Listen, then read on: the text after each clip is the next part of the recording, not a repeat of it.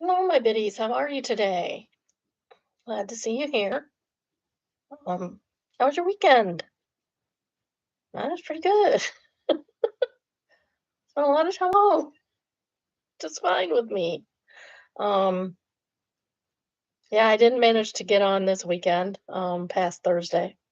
Sorry about that. I ended up doing other things and I was not like sitting around doing nothing. I was literally doing stuff the entire weekend.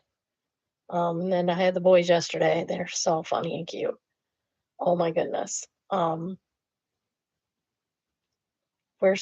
outside. Well, BW is still trying to go potty correctly. He went through 2 pairs of clothes yesterday. I don't know what this weekend's gonna be like because 'cause I'm gonna have him the whole weekend. By the way, I won't be here next week because I wouldn't have been here Tuesday anyway because it's the 1st, and that's the day I gotta do, um, all the stuff all the stuffs for the show, so I wouldn't have been here anyway, and then, it's also a holiday week, so I'm gonna take it off. I'll need the rest after having boys all weekend because 'cause I'll have them from Friday night until either late Monday or early Tuesday. So, yeah, their parents are going out of town for a fun trip, which is good. It's good for them. They do this every year. So anyway, he went through 2 sets of clothes, or at least pants and underwear.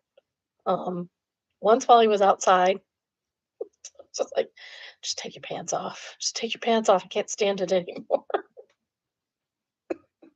He was not happy with me about that idea, but I don't care. He's 2. It wasn't a punishment. It wasn't a punishment at all. It was just we were outside. It was nice, and I didn't want to deal with it. And it's okay if a kid runs around outside naked.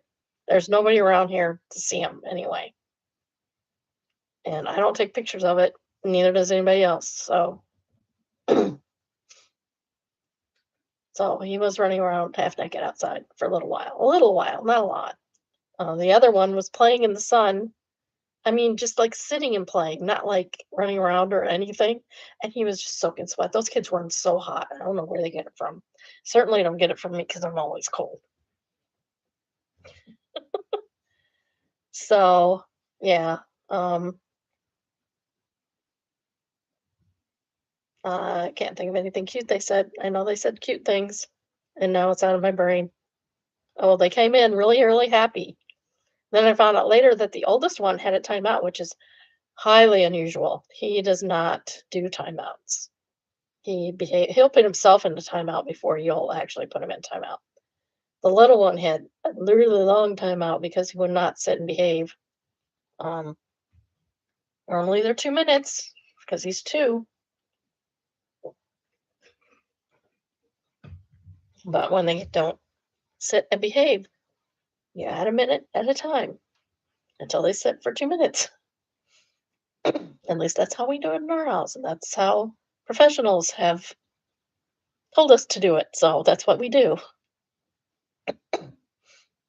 It wasn't like having a fit or anything. He was just not behaving.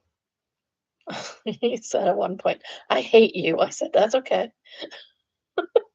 Does not bother me. Does not bother me because I know they don't mean it." 2 seconds later, he was like, "I love you again."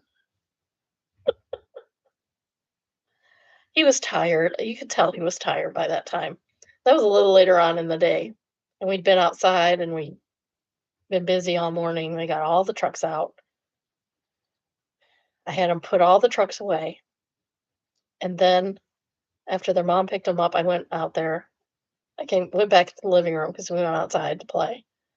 Went back in the living room, and all of the trucks were out, and I'm like, "I swear I had them all put those all away." My husband comes and goes, "Weren't those away?" "Yes, they were." He's like, "Well, when did that happen?" I said, "I don't know, I guess when I was talking to the daughter-in-law. He was up here." He goes, "He was up here for a long time." I said, "Yeah, but a lot of that time, he was occupied eating." He always eats. He eats and eats and eats and eats and eats. Kid can pound back some food, man. He'll probably eat me out of house and home this weekend. The other one hardly ever eats. It's like, you need to eat. He eats well at meals, but he's not constantly asking for food, and he doesn't always eat his whole meal. Oh, they had broccoli. Both of them said they liked not broccoli. They had Brussels sprouts because they're my husband's favorite. So we had Brussels sprouts a lot. Um, so I sat him down to dinner. We had chicken nuggets because I had nothing in the house. I forgot to anticipate Monday having to cook for people.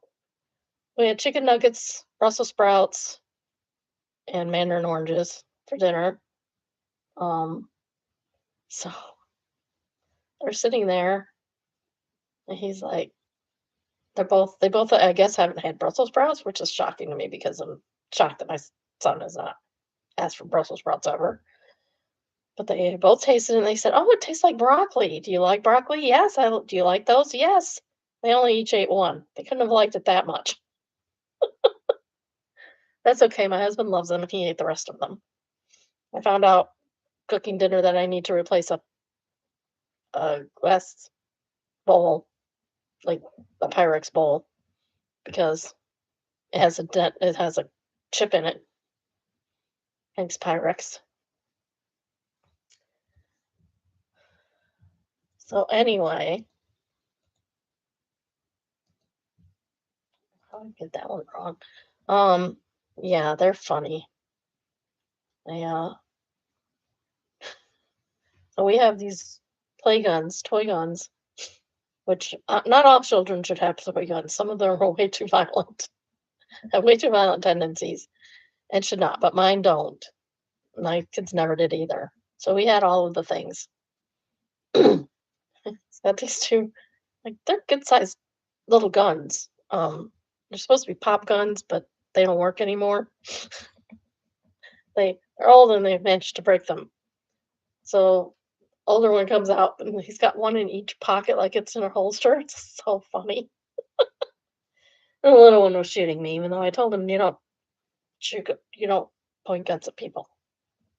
That's another rule. You don't point even play guns at people because if you get in a habit like that, you might make a mistake later on in your life. That won't be good. So don't point guns at people. Guns are target shooting only, not for people. These are pistols, not like hunting rifles. So you don't point those toward people. They're cute. The older one that had a bad morning, they both came in like bright-eyed, bushy-tailed, raring to go, happy. And he's like, "Where did that kid come from?" My son's like, "Where did that kid come from?" Because that was not the kid I had this morning. I'm like, "I don't know. Yeah, he likes me better." The younger one has said, "I want to stay here forever and ever and ever and ever and ever," even though he wants to go home every 20 minutes. He doesn't want his mommy after a certain amount of time, especially if he's tired. He wants his mommy. And that's fine. He's two. He's allowed. Everybody's allowed to want their mommy at any time in their life, actually. There are times when grown-ups want their mommies, and it's okay. Oh, what else? Scooby. So my son has a Scooby-Doo game that the older one has been playing with, VW or WB has been playing with. Um, and so my son suggested that I have them watch Scooby-Doo today. So I mean, there was a movie and that was like not what I was looking for. I finally found the original Scooby-Doo series.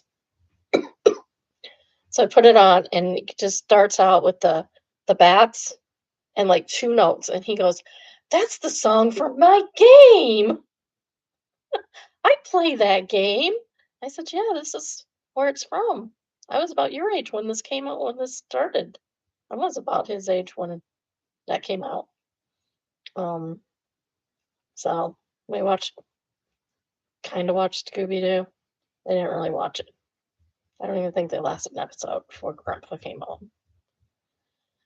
Then they had immediately drives me nuts. It's like he comes home, so I start dinner, or I start dinner shortly before he comes home. Like, we're gonna have dinner. Why are you taking them in the basement where they want to play while I'm making dinner before dinner's over? Like, can you not? I don't know how to tell him. I've asked him that before. Is that a wise idea? They could come up nicely and eat. I think they were hungry, or at least the older one was hungry. So they did come up and nicely eat dinner. They ate nicely at dinner.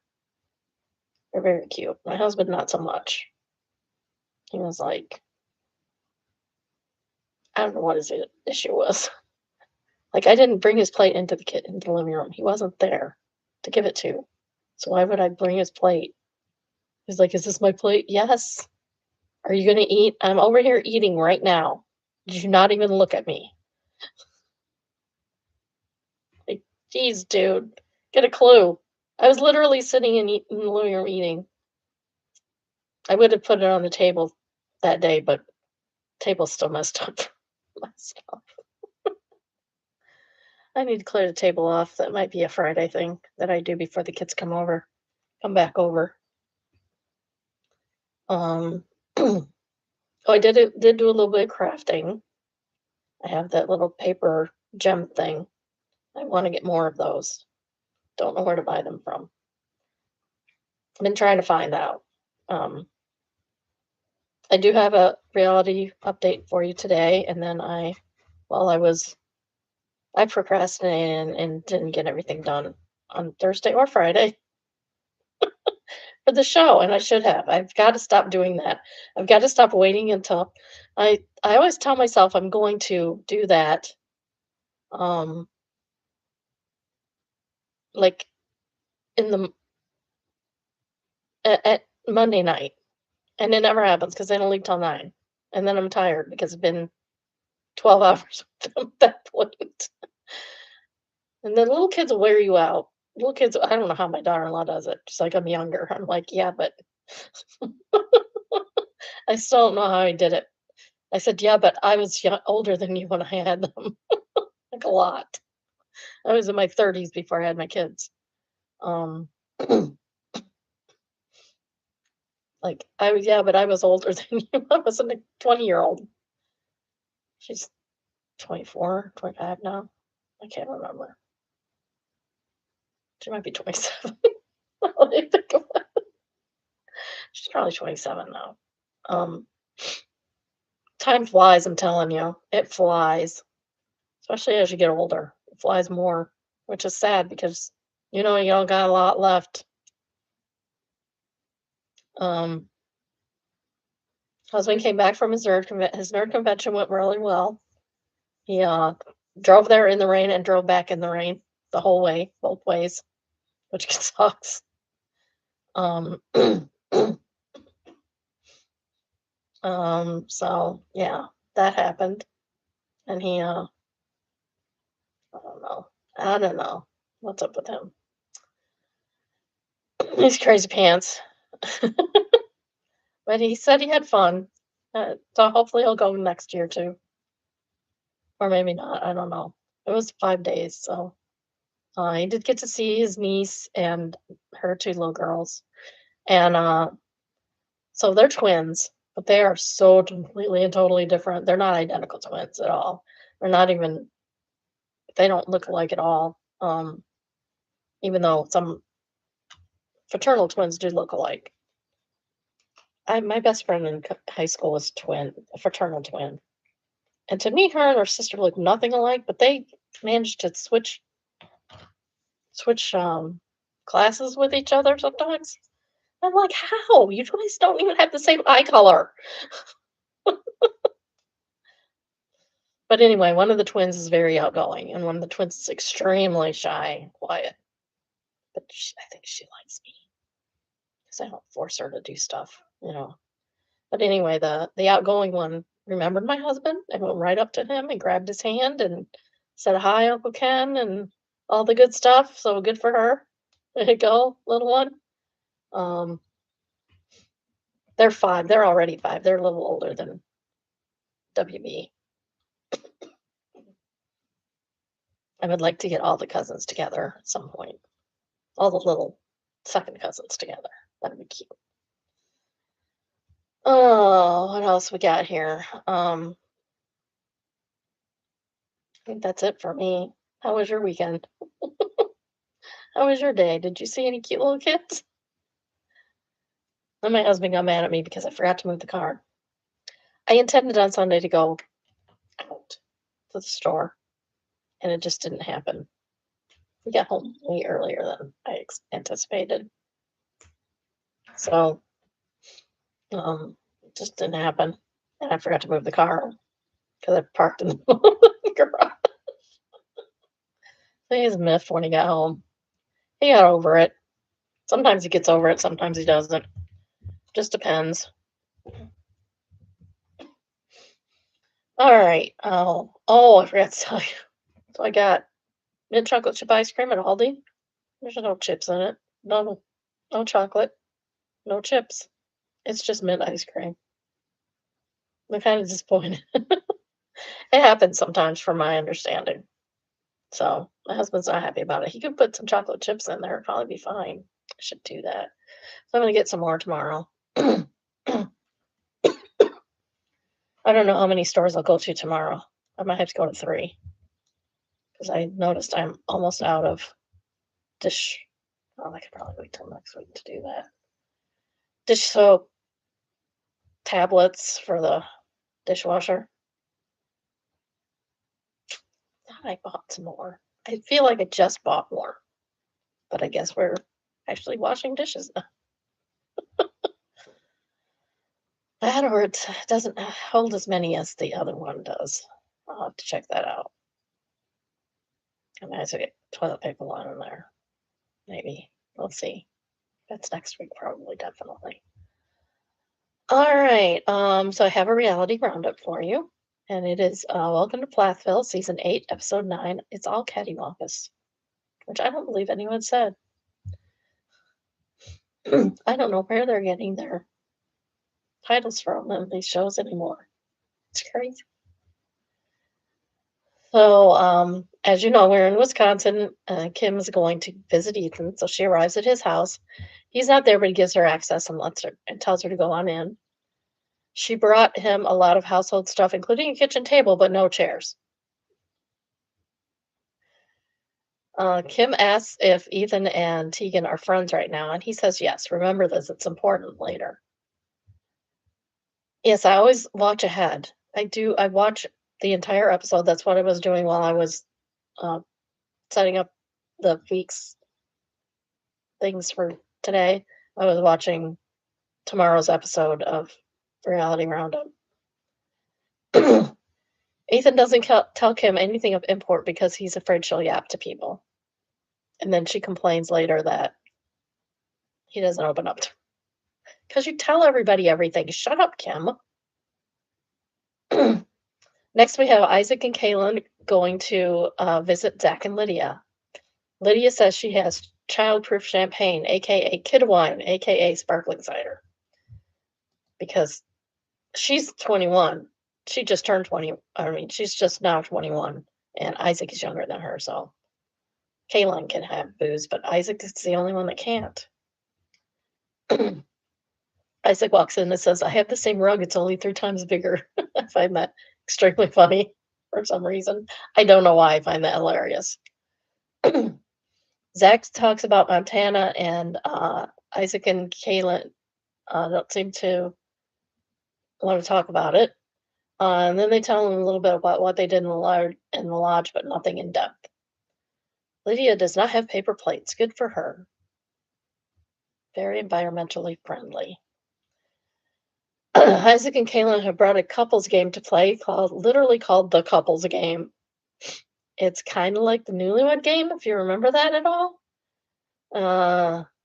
So someone asks the questions, everybody writes their answers down, and then you see if you match what your partner said. Or I guess there's another category where you don't have to match, but all the ones she read will match. So I don't know what the other ones are. None of them like the questions, and Isaac basically doesn't participate. Isaac fixed her bed the last time he visited. because they broke the bed the first week they had it. First week they were married. Lydia says she went to kiss Zach and he fell on top of her and broke the bed. Sure, Jan. So a week after Kim arrived in Wisconsin, we find Tegan going to Ethan's house. They have not seen each other since the Christmas food exchange. She said he doesn't contact her at all and isn't making an effort. Tegan finds everything interesting, but seems very not interested in anything. Interesting. Like he's giving her a tour of the house. He goes, "That's the basement." And she says, "Interesting." It's like it's basement stairs. Tegan is not interesting at all. It shows her the coffee pot, which is very small. She's like, "Oh, it's just for one person." She keeps reiterating that. Yeah, it's just one person living here. Tegan says that not having a bed is crazy, but it makes sense for Ethan. He says that it just hasn't arrived yet. So why are you sleeping on the floor, Ethan? Why not on the couch? You have a couch. He asks if she wants to make brownies, and I have a clip. Would you like to see it?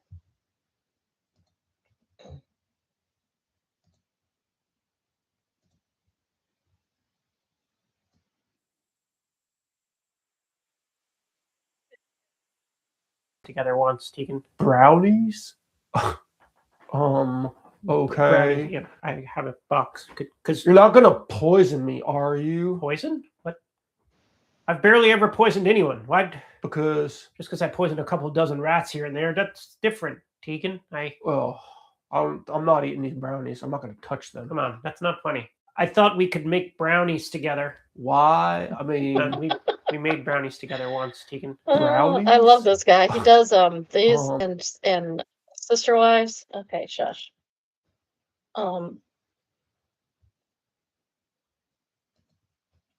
90 Day Fiance, I think he does, which I don't really watch that, so I don't know.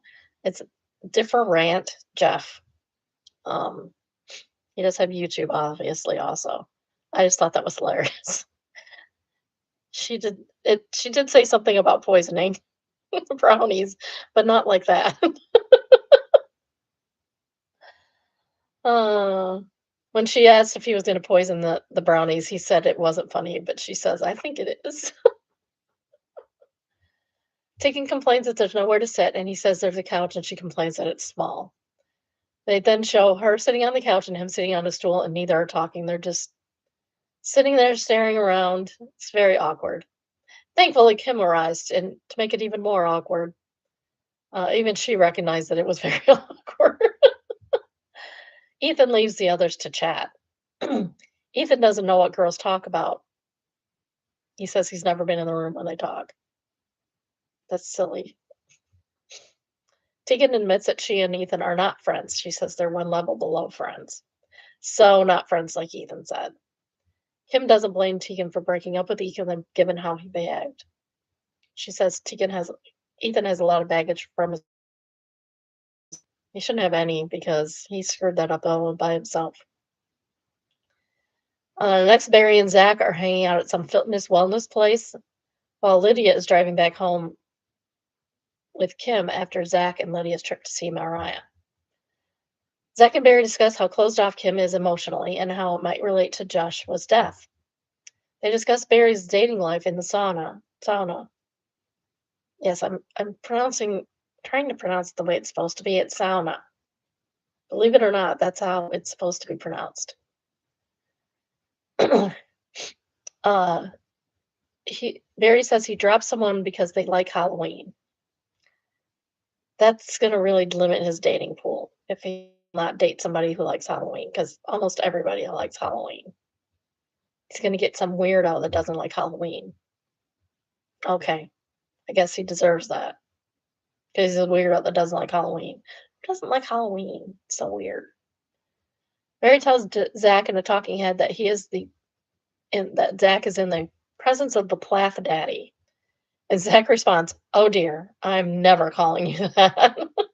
Good Zach. Nobody should be calling him that, ever, for any reason. Lydia had a brief visit with Ethan, and now she and Kim are leaving Wisconsin. Kim shows Lydia a picture of a bong that she found in the barn. and then gives a lesson to Lydia on weed. Why would you do this? It was weird. It was completely weird and unnecessary. She does admit that she smoked twice in college. It's so weird and awkward. Lydia talks about um, how she doesn't know how to talk about things in a healthy manner stemming from Joshua's death. In a talking head, Kim says that she heard Lydia crying about Joshua online and says that was fine, but sharing about how she wasn't equipped to deal with it. Kim doesn't like that and says that she had a lot of guilt that she herself had to deal with. And Lydia talking about it was ripping an open wound for me over again. Ripping open that wound for me over again. Sorry, I misspoke. She says it's almost unbearable to even think about. This was 17 years ago. She needs counseling. Kim, get some counseling, please. She says Lydia speculated about how it affected her and her marriage, and Kim says it's not Lydia's place to say publicly. Sorry, Kim. Lydia is a grown person, can say what she wants. It affected her. So speculation about something that affected her very deeply, she is allowed to talk about if she wants to. If you don't like that, don't listen to her. Stop listening to what she's saying in public.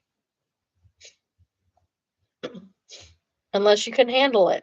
And obviously you can't, so get some counseling, Kim. She tells Lydia that Kim, felt like Lydia blamed her for not communicating about it. Well, you didn't communicate about it, Kim. About Joshua for at least a year and most of the time since. So, of course, they're not equipped to handle it. Lydia, in a talking head, said that it wasn't her intent. She just needed to acknowledge him to be acknowledged and talk about his life, his little short life. Poor baby. Lydia tells Kim that she doesn't know how to communicate things, but more she has. Lydia tells Kim it's not so much that she doesn't know how to communicate things, but more that she has so much going on in front of her that other things are not in her forefront. What does Kim really have going on? What does she do other than play on the farm? Kim's talking head, she says that she couldn't talk about it for a year. Yeah, that's a problem, Kim. It's hard. And she says it's hard that the other kids were hurt. Yeah, this is why you needed to go to counseling then. All of those kids needed to be in counseling. They literally saw their brother die and how it happened. This is what counseling is for.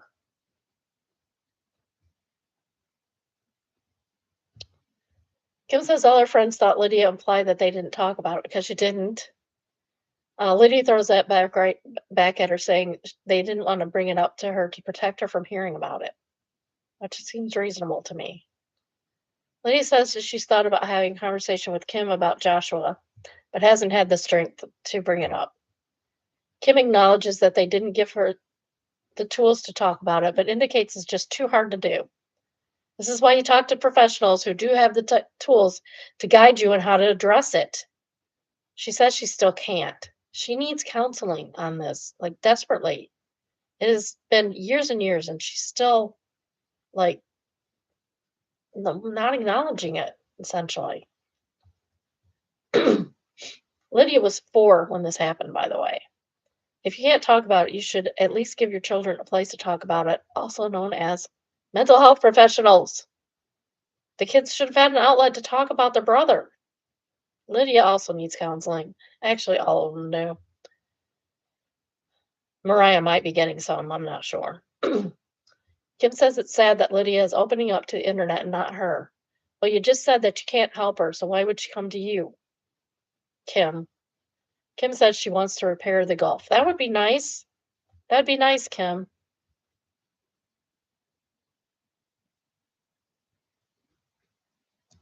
So I don't know. I don't know what to do about her. Any thoughts? You can speak in the chat or leave a message. Leave a comment, please. Next is, am I overreacting? And is entitled AIO for snapping at my friend for calling my shoes and me trashy. These are the shoes in question. They're cute. I mean, shoes alone can make you trashy. I think it has to be combined with an entire trashy outfit. Those are not trashy shoes at all. Not at all. They're not even that high.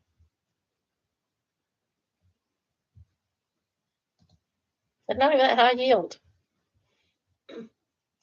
My friend works in finance, and his office throws a team celebration lunch at a nice restaurant when they have an exceptionally good quarter or whatever.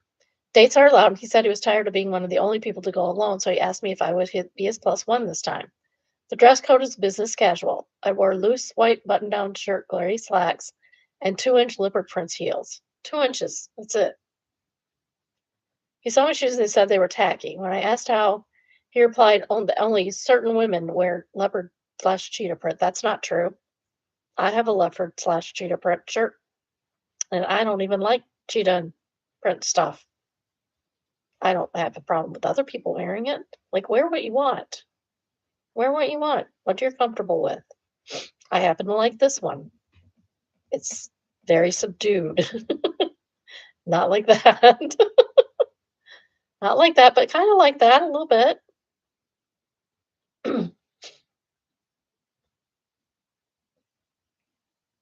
By the way, cheetahs might actually be domesticated if we could breed them in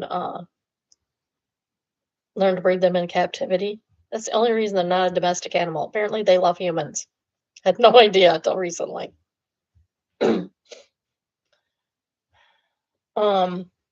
I questioned him further about the kind of women, and he said the kind that wear print styles. It's a circular argument, sir. I pushed him until he finally admitted he met trashy women. For context, I'm also Latina. I don't have proof because he didn't explicitly say it, but his tone and the way he kept dancing around the question felt really racially loaded. You're probably referring them to Chonga stereotypes. I don't know what that means. Probably because I don't use racist terms.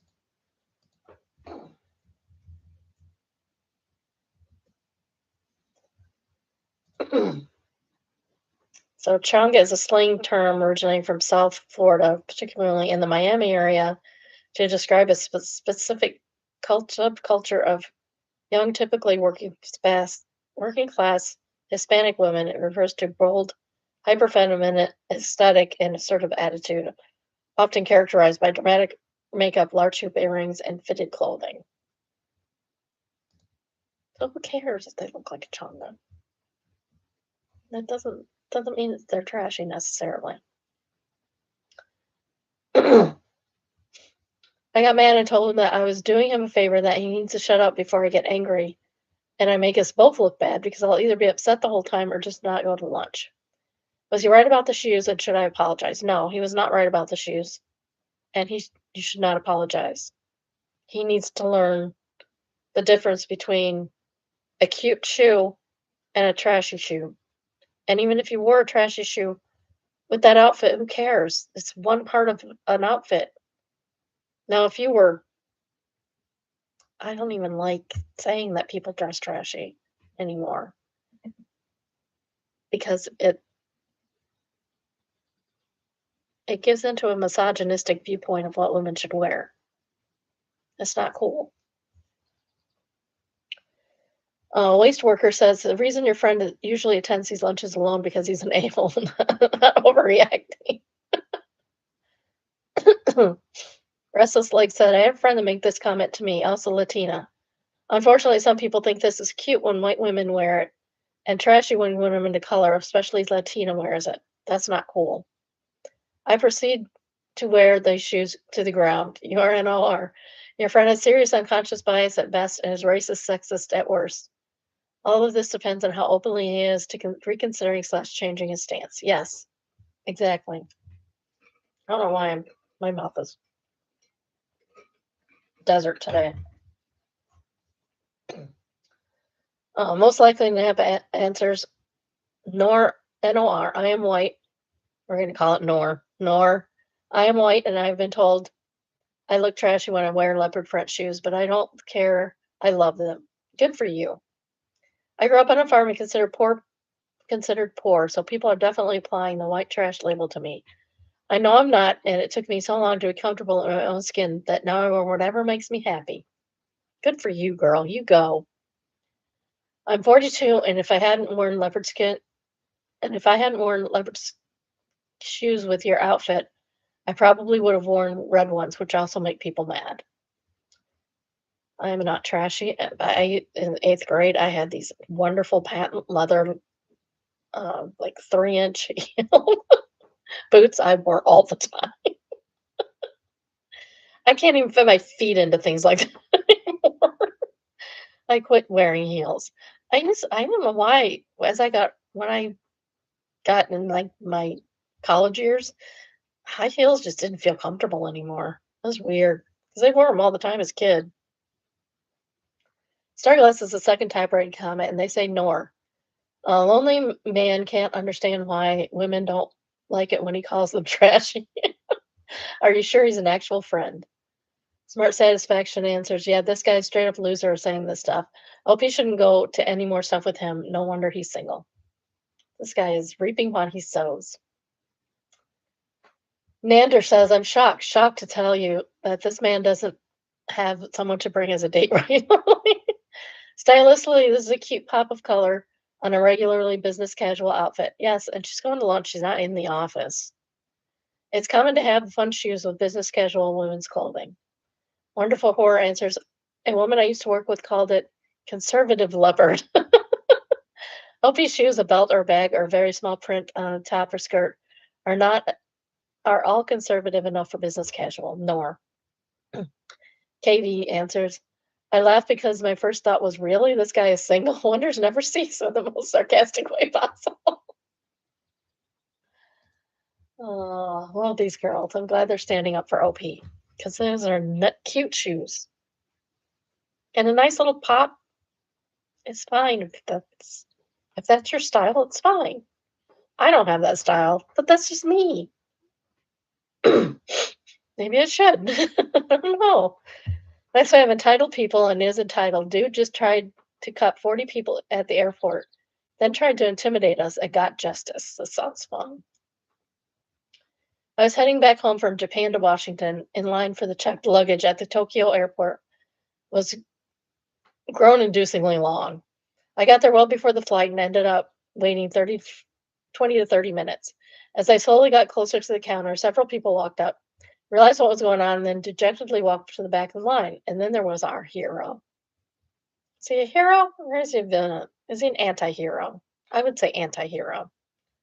This younger Eastern European dude, probably in his early 20s, walks up, sees the line, and then starts to have a conversation with the guy behind me. He was clearly doing the, hey, let us be buddies and I can cut you thing. But the guy behind me wasn't having it. Eventually, he tells our young friend, hey, man, you have to go to the back of the line, which is even longer now because you've wasted a bunch of time. Just go to the back of the line. It's not that big a deal. Things take a turn, and the main character goes from uncharming but chummy to telling my line comrade to wang off and threw in some, what are you going to do about it? And got in the guy's face, puffing out his chest and everything. Now, mind you, this is like noon in a Japanese airport, in a place where everyone had been incredibly respectful and differential. This stood out. It would probably stand out more there because of their culture than it would in the US. I had also turned around and told the guy to get back to the back of the line. Him puffing his chest was less effective since I'm 6'4". Neither me or the guy behind me was going to take his bait and get in a scuffle with him. It was just super odd behavior. So we waited for the next time one of the airline people came by and told him what was going on. And the other 10 people in line around us corroborated our story. When you got corroboration like that, something's going to happen. And it's not going to be good for the perp. She removed him and told him he'd have to take another flight. Hilariously, this was the Hawaiian Airlines flight, and it was the only one that day, so I assume he had to catch a flight the next day. I still think about him. I can't really fathom what he thought was going to happen, and I wonder if he goes through life having interactions like that and just thinking, man, the world is so unfair to me. It was such a strange interaction with an adult bully. Why are people like this? I don't understand it. Big Bird's brain is a top-rated comment, and they say, airport line cutters always act shocked when the whole room finally says, nah, not today. Respect to everyone who backed up each other instead of staying silent. Yes, exactly. Moonchild answers total Pikachu face, which this case is geographically and culturally ironic. Cake Palette answers her saying, low key, your comment is the best part of this thread, but honestly, my hot take is that the airline staff need to do this way more often. Public shaming and 24-hour delay is the only language these narcissists understand. And she puts it was to Moonchild. Moonchild deserved more upvotes on that, for sure. Next, we have alternative design is the second top rated comment, and they say assholes generally receive a-hole treatment, especially in a country like Japan where public behavior is expected to be incredibly polite. Good on the airline for designing this particular a-hole a flight. I agree. Everybody needs to start stopping this behavior. Stop taking this behavior. Stop being so mild and meek. Opie says, yeah, the fact he got aggressive made it really easy for the airline to say we don't want him on a flight with a bunch of people just tried to start crap with. Low Television answers that saying the airline has a policy that jerks get put on a later flight. What a wonderful world that would be. Consequences. Then we have another story. This is from Tight Steak. My daughter was moving to Korea while her husband was stationed there. I helped escort her luggage, her husband's luggage. He didn't take everything when he flew over there. Of course he didn't. Her child's luggage and a backpack to entertain the little darling in an airport that was pretty crowded. As I'm rolling heavy bags, I turn around briefly to ensure my daughter and granddaughter are still right behind me, and then turn to go forward again. I hadn't even started rolling yet when airline staff pauses me as a little toddler is lagging behind his mother. I hadn't bumped the little girl, but I did get within a foot of her. I was about to turn around to her parents and apologize for not seeing her when I was encountered with two glaring, heavily made up tarantula lashed ladies with 6 nails and his wigs. Yeah, I don't understand the tarantula eyelashes. That's not attractive to me. They were giving me a dead stare. Unfortunately, it hit my humor bone. I went from forming apologies to bursting out laughing. One of the women became enraged and started screaming at me, cussing and gesturing with her hands like she was going to scratch my face off. The airline attendant told her that her daughter was completely invisible to me, and maybe she should have been holding her hand instead of letting her run loose in the airport. Wow.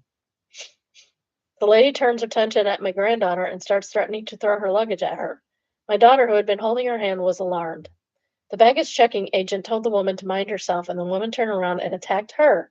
I asked you to weigh my wanging bags, not give me bad mouth lip service. How about how I behave when someone attacks my kid? No one attacked your kid, lady. Your kid got in the way of somebody else and wasn't even harmed, wasn't even touched. You mind your own wanging business. I'm sorry. The airline personnel, it is their business when you're acting a fool. It is their business. You just made it their business. At this moment, the ticket agent called over her supervisor and had a conversation with her. Her manager booted her off the airplane for her aggressive behavior. Yeah, I kind of smart ass. I rolled past her to another baggage agent saying, pack your troubles in an old kit bag and smile, smile, smile. My daughter, the baggage agent, and the airline staff who helped us burst out laughing. Those two ladies, though, not even a hint of a grin. I may have been headless had they packed a machete. I don't understand why people act like that. It's so weird. Top By says, hi, you could have said they were black women, says passive aggressive just identification. Tight Six says they weren't black. I have no idea what race they are. I'm curious as to why you assume they're black. If it's axed, several races mix up S's and K's. That they weren't black is awesome. You just assume from the description and the way they talk that they're African American. Not necessarily true.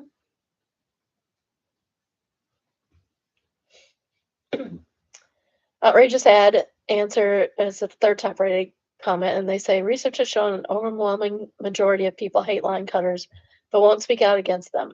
This dude has probably gotten away with this many times, so expects to get away with it every time. Fiona answers, I was in a ridiculously long line for the state viewing of Queen Elizabeth. That was a long line. I saw pictures. It was a really long line. Long live the Queen, because a king ain't that. At one point, I noticed these women walking faster in the line and trying to move up, not exactly cutting, but not keeping their place. I spoke up and they tried to claim they had always been there. Lady, we've been in line for 5 hours already. I know everyone in my section of the queue back up. And then everyone around me started thanking me for speaking up. They all noticed it too. So when someone speaks up in line about a cutter, you should all buy them a coffee or a snack or something for the plane. That's what I would do.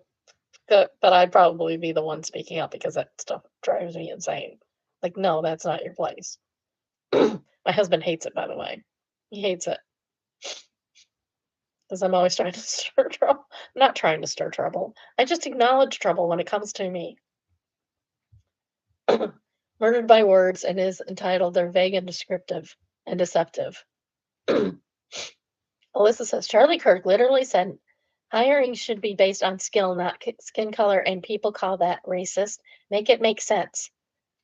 Jared Schultz, good for you, Jared. No, he literally questioned whether a black pilot would be qualified. That's why people called it racist. Because it was. All these people who back up Charlie Kirk and the racist, nasty things he said are just as bad as he is. And I'm not saying he deserved to be killed for it, but I'm saying people like this are not helpful for polite society. Inspired Hot Dog said they always leave out the fact that white people are more skilled by default, regardless of training and education. The fact that they think, white people. Jay says that is Charlie Kirk's whole thing. He believed he was going to get into West Point. He didn't apply to any other schools, not even a safety school. That's dumb. That's just dumb. And lo and behold, he didn't get in. One of the people who did get in was a black woman. He assumed that she took his spot due to affirmative action. It never crosses these people's mind that maybe, just maybe, that black person is better than you. Have you met black women? They are smart. Those women are smart. They're intimidatingly smart. And good for them. I have a rural white family. I know several black people just off the top of my head who are better than them in most every measure. Exactly. And it's a common thing I've noticed is pissy white boys having no idea how DEI works and getting pissed off. My guess is that they come from working class families and have no idea how corporate America or colleges actually work. Let's make one thing clear. DEI programs are designed to make the application and hiring process more fair. There's still a lot of discrimination in them, even in 2026, and that's true. They fix the recruiting pipeline and attempt to remove bias from the hiring process. They do not hire unqualified minorities. Exactly. This also shows that they have never met a smart black person in their entire life. Probably a combination of their own racism and possibly their socioeconomic class. They probably aren't running into too many highly educated white people either, or even marginally educated white people or black people. I think they meant black people. Personally, I know black people went to Harvard, Stanford, Princeton, MIT, Sloan, etc. They are smart as wing and work harder than many white people I know. That's also true. If these people met them deep down, they would be like, yeah, this person is way smarter than me and earned it. I say deep down because their bitterness will never allow them to admit it. I think part of this is due to ignorance and part is due to bitterness caused by a combination of racism and their own refusal to do better. Also, corporate America is greedy. They are not going to jeopardize their bottom line in the name of diversity by hiring a ton of unqualified people. They still have high standards. Punch in your face answers, as someone who grew up as a rural white person, surrounded by a lot of racist rural white people, the ones who think they're somehow superior are always the least impressive in general. I find that to be true also. It always baffled me why they're so proud to be white when they're the ones the rest of us are most embarrassed of. And then she says, even if they're somewhat successful in life, they're such nasty people that doesn't account for much.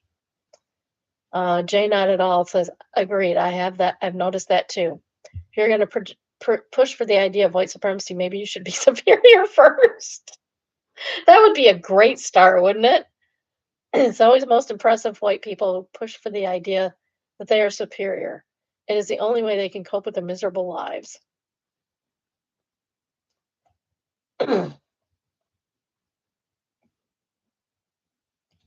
Second top rated comment is from I'm Doing That Okay. Student pilot here, earning my commercial license. Testing and certification is rigorous, and most human error comes from older veterans pilots who dominate the cockpit, making other pilots feel unsafe to speak up. There's no such thing as a DEI pilot. Exactly. And they've done studies on this. Nathan. Forgot what that show's called.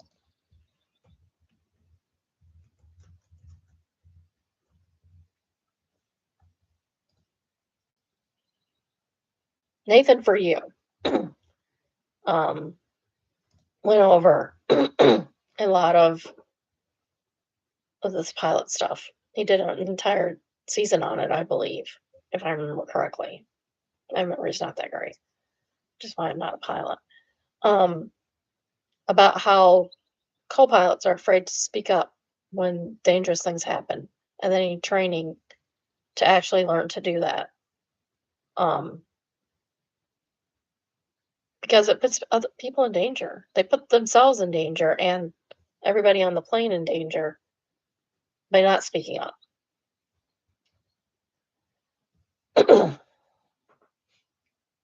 Gadriel says DEI means hiring the best qualified candidate regardless of any other factors. It's always confused with affirmative action. Affirmative action had the goal of bringing people of color into jobs after years of discrimination prevented them from getting jobs so workplaces were all white, and that's true.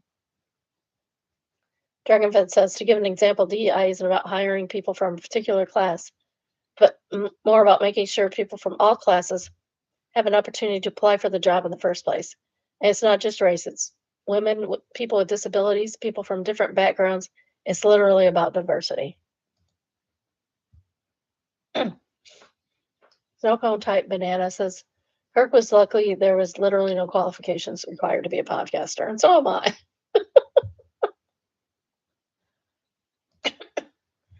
Next we have Traumatized and Back, and it's entitled, There's Something I Hate More Than Fake Breasts. Okay, not sure why you would care about other people's breasts.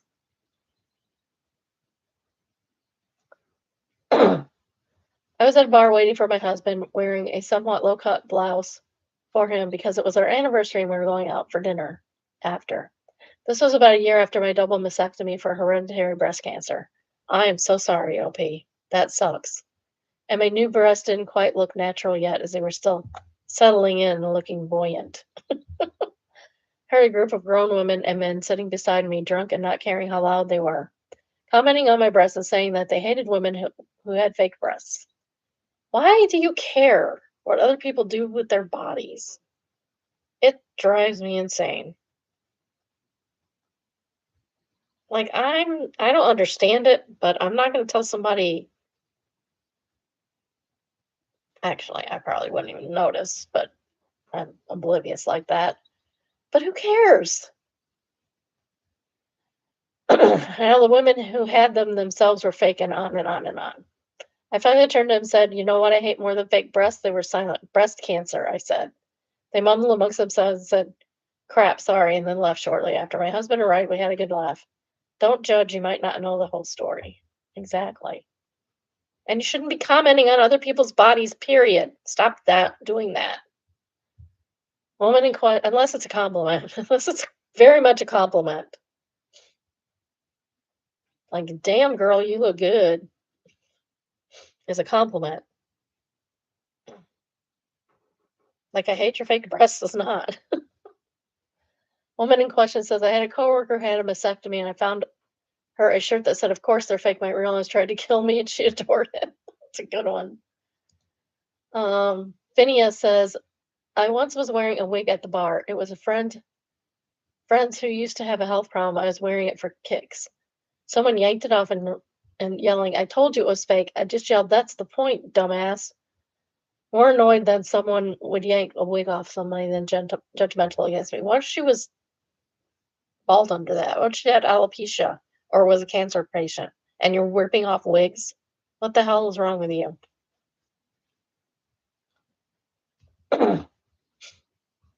Lana Del Ray says that crap is glued to someone's head. Do not pull wigs. Yeah, why would you do that anyway?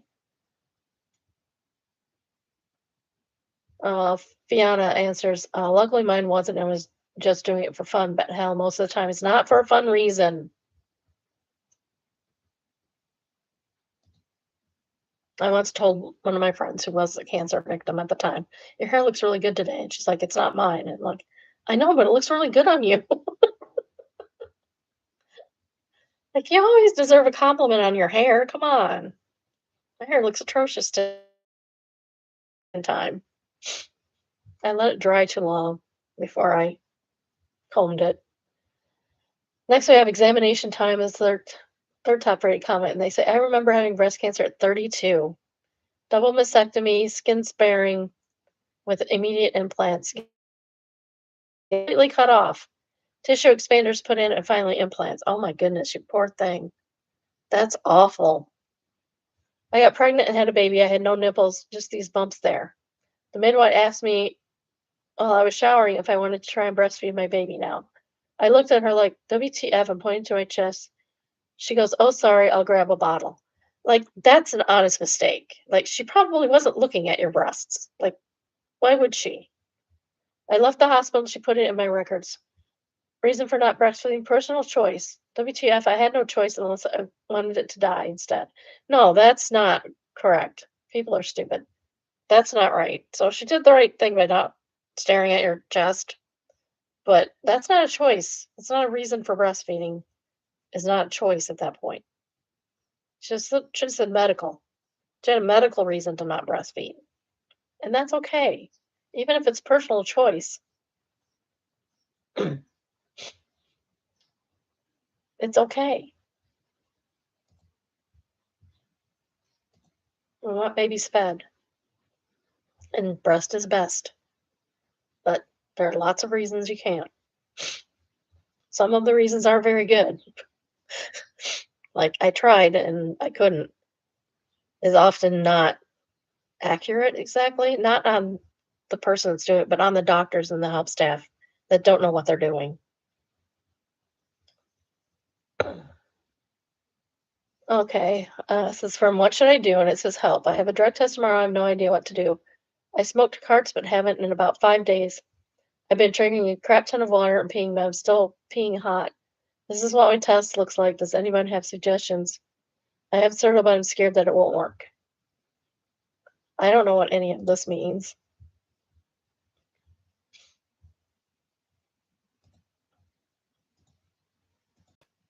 Anybody idea? One of them is invalid. That looks like a negative test, honestly. All 4 of them are negative. Wouldn't that be a negative test, essentially?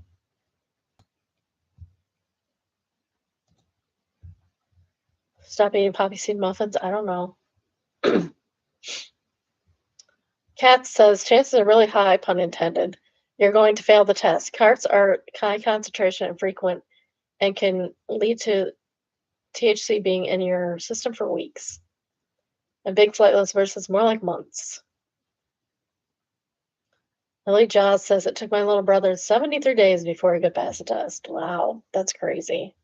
I don't do that stuff, so I wouldn't know. If I did, it would be an edible. Bunghole Spelunker says, it took me just shy of 60 days and I was only eating clean. I was riding a bike for 2 hours every evening at hard pace. Also a skinny dude. I weigh 140 pounds. Can't do anything to drastically speed up a THC negative when you have been smoking constantly, especially when you've been smoking concentrates. I think there's a 0% chance you pass the test without some sort of fraud. Duro says 6 months. That's a long time. That means you're high like all the time, guys. You realize that, right?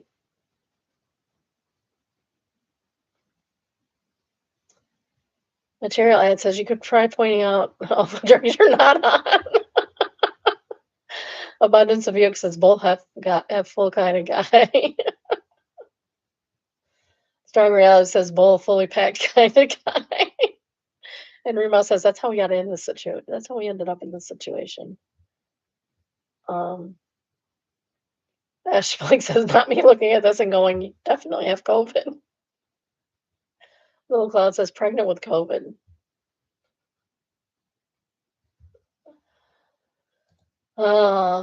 Poor thing, but stop being high all the time, I guess.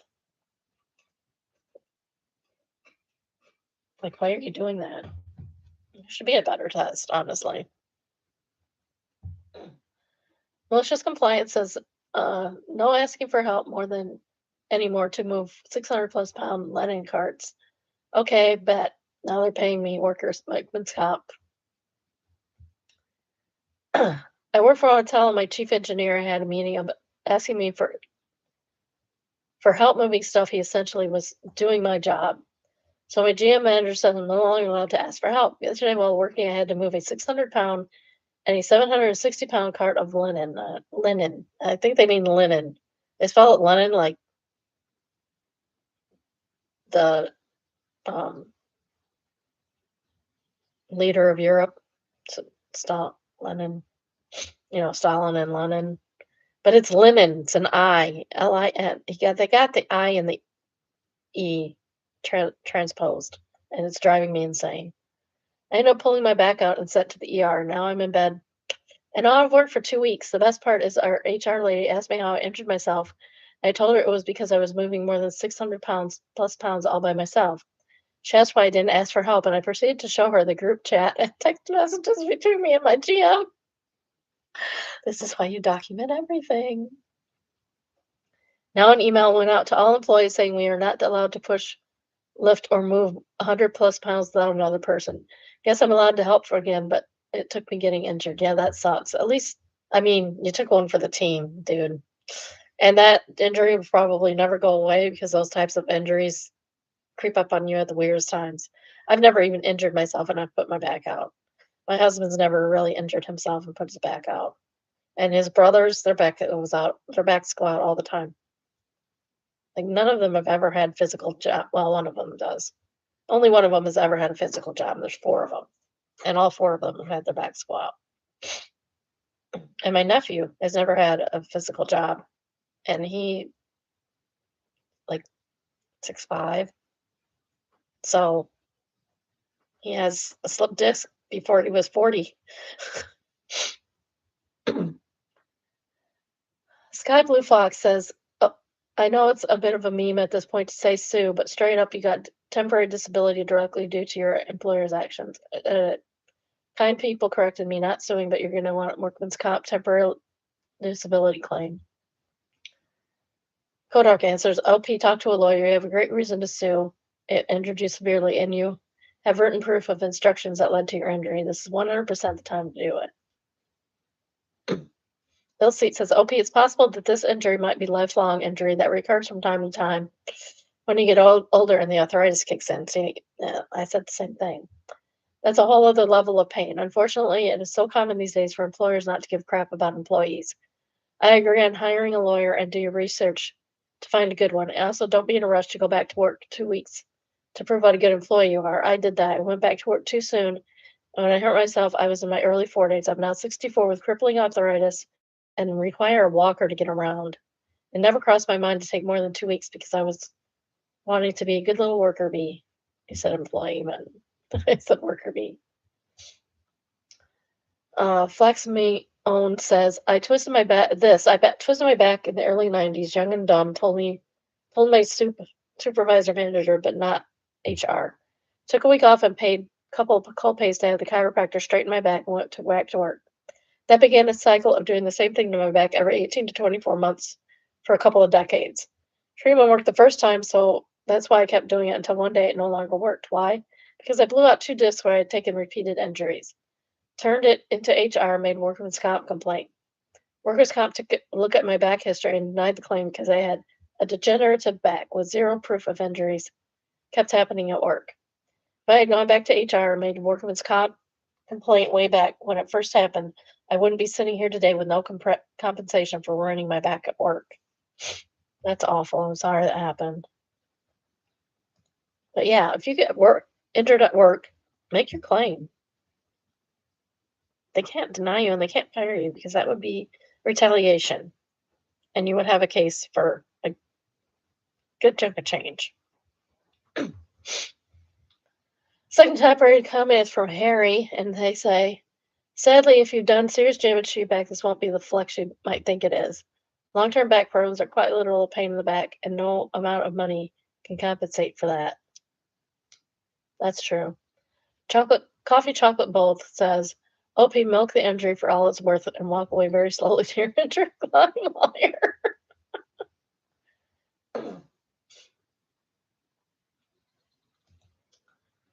Flashy Shopping says, stop stalling and go move the Lennon cards. See, I told you there was a Lennon joke in there. My coffee needs me answers and or prob the laundry detergent while you're at it. Dragonfly says, watch it or you'll Khrushchev them. General Fan says, are you putting me on? Okay, Bid says, in Soviet Russia, the capital moved to Leningrad. There's 3 more. Okay, they're just laughing. Chofa says, I know it's linen, but the image of you moving around 700 pounds of Vladimir Lenin is an image I will cherish for a couple of minutes.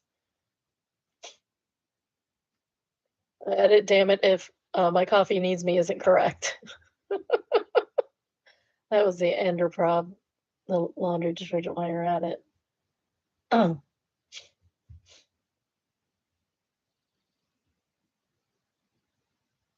So I corrected Vladimir Lemon. Why? We all know what it meant. Next, we have Evil Buildings, and this entitled "The 1960s Facade of Historic Bank Building in Richmond, Indiana was recently removed." Oh, this sucks. Yeah, why are you doing this? Oops. Why are you doing this? No, that is not cool. Not cool at all. You could wash the building. Why is it black? That's a beautiful building, and then they do this crap to it. I'm sorry, I'm a historian, and stuff like that drives me insane.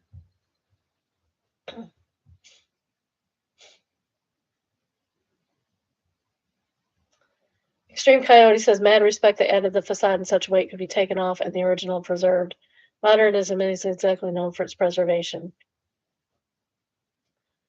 La Mesa Por Favor says, it wasn't really by design, but due to cost. They really just put the aluminum flat top on whatever bits came out and the most and suck rods into bolted in. And somebody says, aluminum? Mexican Chef says, historian of modern air building material. Harmless Gray says, the people who designed and installed that 1960s facade did an excellent job of carefully preserving the original. Kudos to them. No, not cool.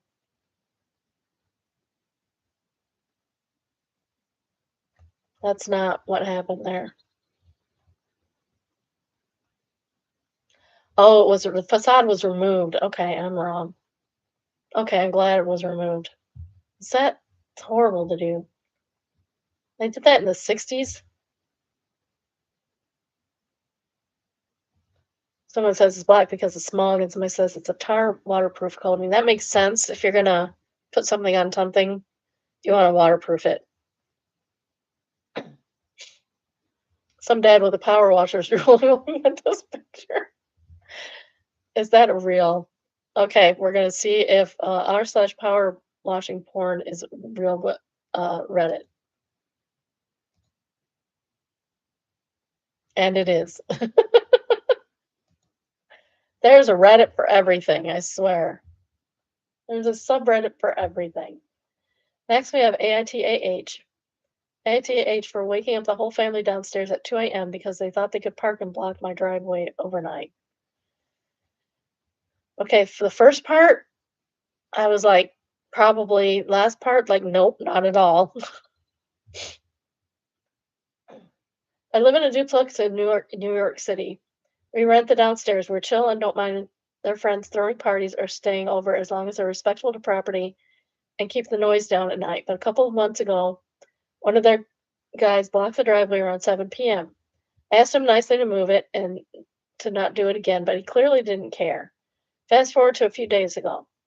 I get dropped off at 2 a.m. and I see his car completely blocking my driveway again, even going over a bit into the neighbor's side. I stood outside for 5 minutes debating on whether to just have him ticketed or towed away or wake up the whole house. I would have him ticketed and towed away. That'd be way more inconvenient than just waking him up. I chose option 2 and blasted the doorbell for 10 seconds. This part because they do have a kid who goes to school on the next day. They answered and I told her the car was blocking me and I needed to leave. It took the guy 5 minutes to come out and he was visibly pissed. He was like, "You really have to wake everyone up for that?" I told him that he's blocking me in and I need to leave. And I'll do it again. I'll have it towed. Good. He's been warned. This is how you treat children. He said I'll have to pay for it, and I told him no to waiting watch me. No, he won't have to pay for it. You were parked illegally, sir. Blocking a driveway is being illegally parked, even if it's your own. He kept cursing at me, so I said it back and repeated, "That's why you're listening and moving your car, right? Yeah, keep it moving, buddy." The guy is 40 plus and I'm in college. He moved it and I just walked back upstairs and watched the security cams. I know he was pissed when he looked at the driveway and both cars were still there. Am I evil? No, not at all. It's actually pretty funny. Only Breadfruit says it's illegal to park across the driveway here. How else would you get them to move? It's lucky it was them. I'd be pissed being woken up, but I would be worse waking and finding my car gone. NTA. Three Blind Mind says, I'm from Houston. I'd be worried about my car getting towed, leaving my car in a place like that for half an hour. We don't even have parking issues compared to a lot of places. Tow truck drivers really love to see illegal parking. Yeah. I didn't call them. They just stopped by. Just to clarify, this was a driveway leading to a small but commonly shared parking lot. Pretty sure you could have gotten him towed, no questions asked.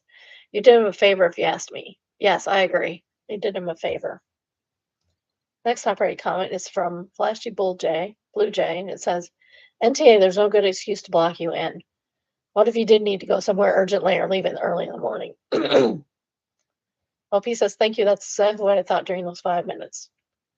Wonderful ad says, honestly, you were just being kind, just waking everybody up and making him move it rather than immediately going to towing and making him move it when you didn't actually have to get out that minute really leads credence to your threat of getting it towed next time. So hopefully it doesn't happen again. And the hangnail. In New York City, you need to be ticketed first and then you can have it towed. They are slow to respond. Nickelhead answers that one. If that's the case, I'll grab my tow strap and hook it to his frame and drag his car out of the way and leave it in the road or a towaway zone, not blocking traffic or anything, but enough of a nuisance for the city to tow it immediately. Then I call the police and report an abandoned vehicle in the road. Be sure to wear a hat and glasses, block your license plate, and use a friend's vehicle if possible, just in case of cameras. So he says there's dollies to help you with that. Third rated comment is from Suspicious Impact, and they say, NTA, I haven't lived with parking in New York, but I have in San Francisco. And you have to treat it like a blood vendetta. If you don't defend it, assert every bit of your rights, you'll have none. Serene Law says, phoning in from Boston, it's the Hunger Games.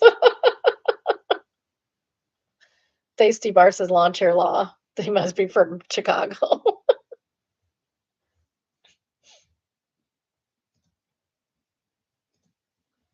Next, we have Neighbors from Hell, and it's entitled How much privacy our neighbors owed in backyard fight.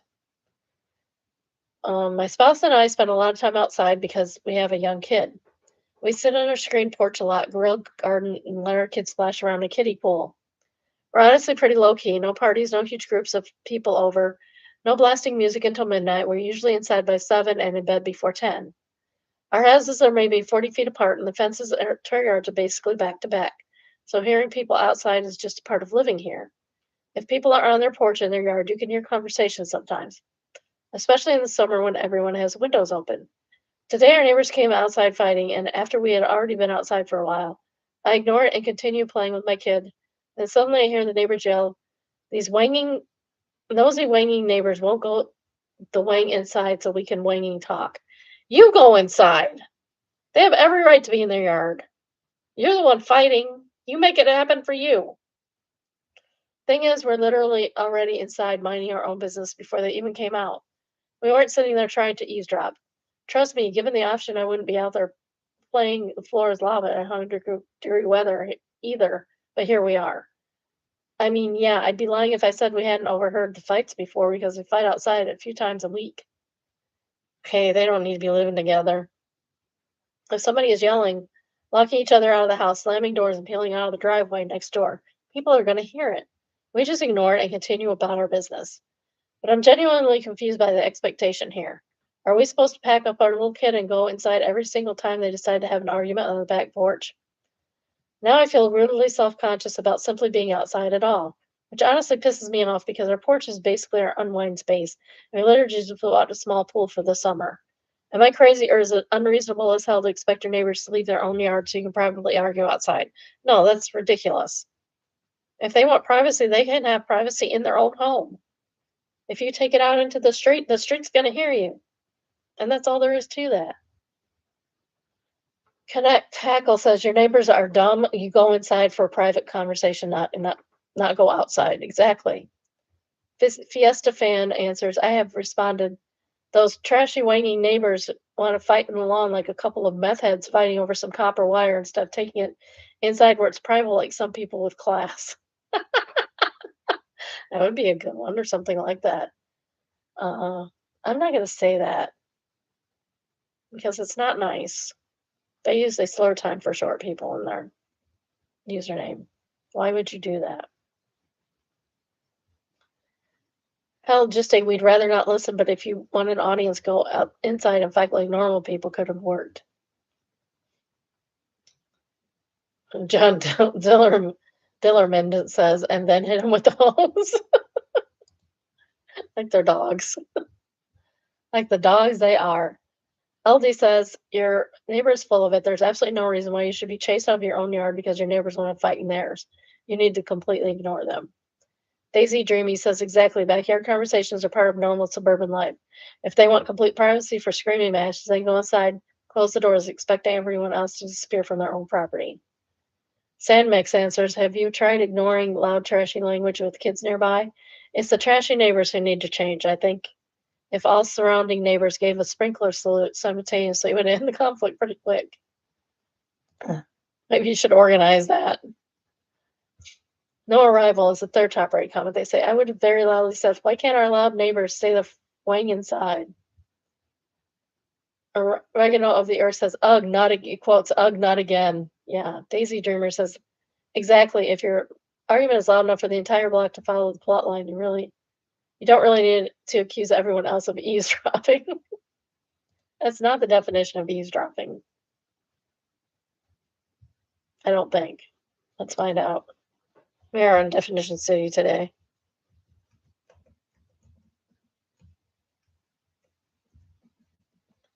The act of secretly listening to or intercepting private communications or conversations without the consent of the participants.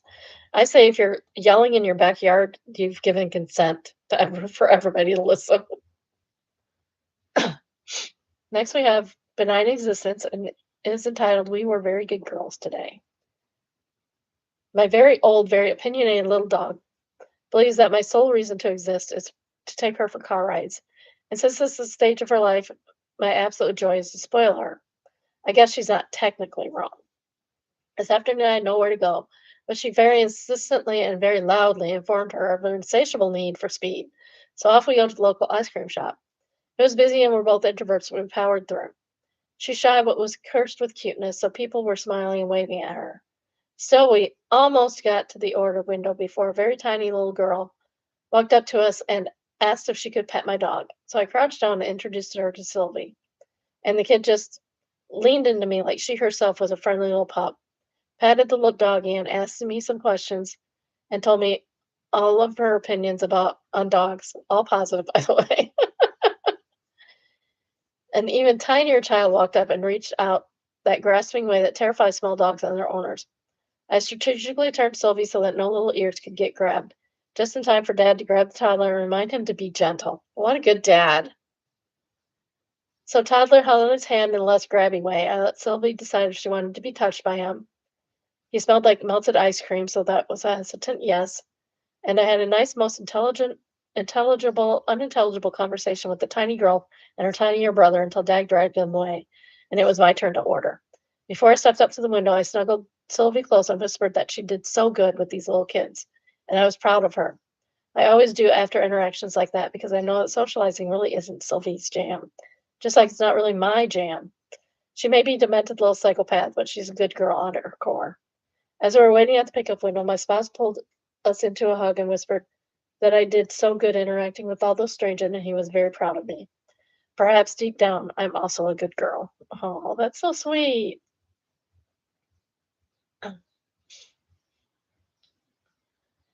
Second typewriter comment. The first one's just a meme.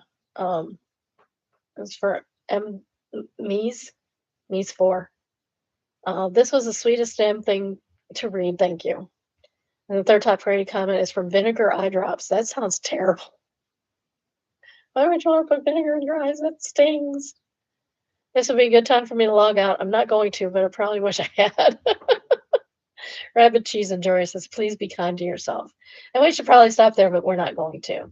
Instead, we're going to go find Satan. This is from Found Satan. It says literally Satan.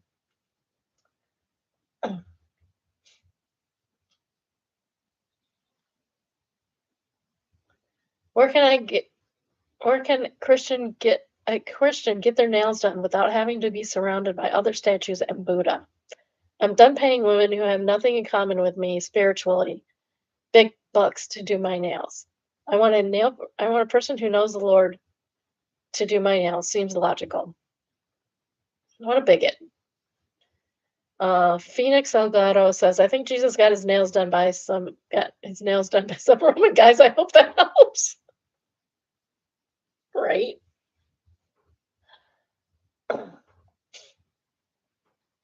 Antihero says that joke nailed it. Independent Bite says, way to drive home the message. I hope this holds up better that they're not cross with the joke. Very Video Games answers the anti-hero. The joke was nailed to the cross. The last lot says, I really got nailed to the boards with this one.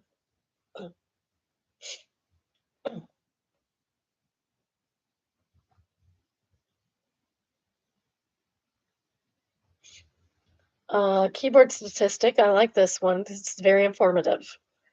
Every single archaeological study of mass graves of crucified remains only recently, and only one nail has been found because they just didn't use them. They also don't have evidence of nails damaging bones, which you would see in so many cases.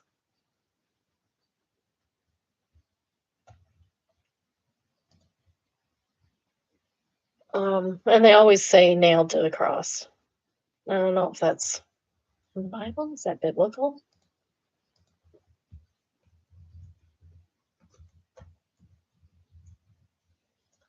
Yeah, it's called Jesus.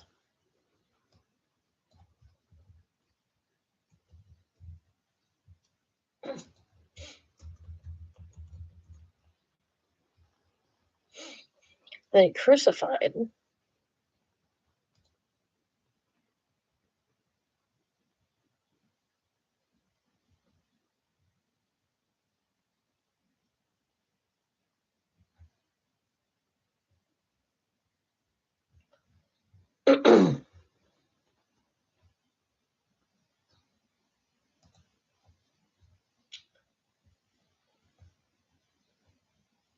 Give me a second.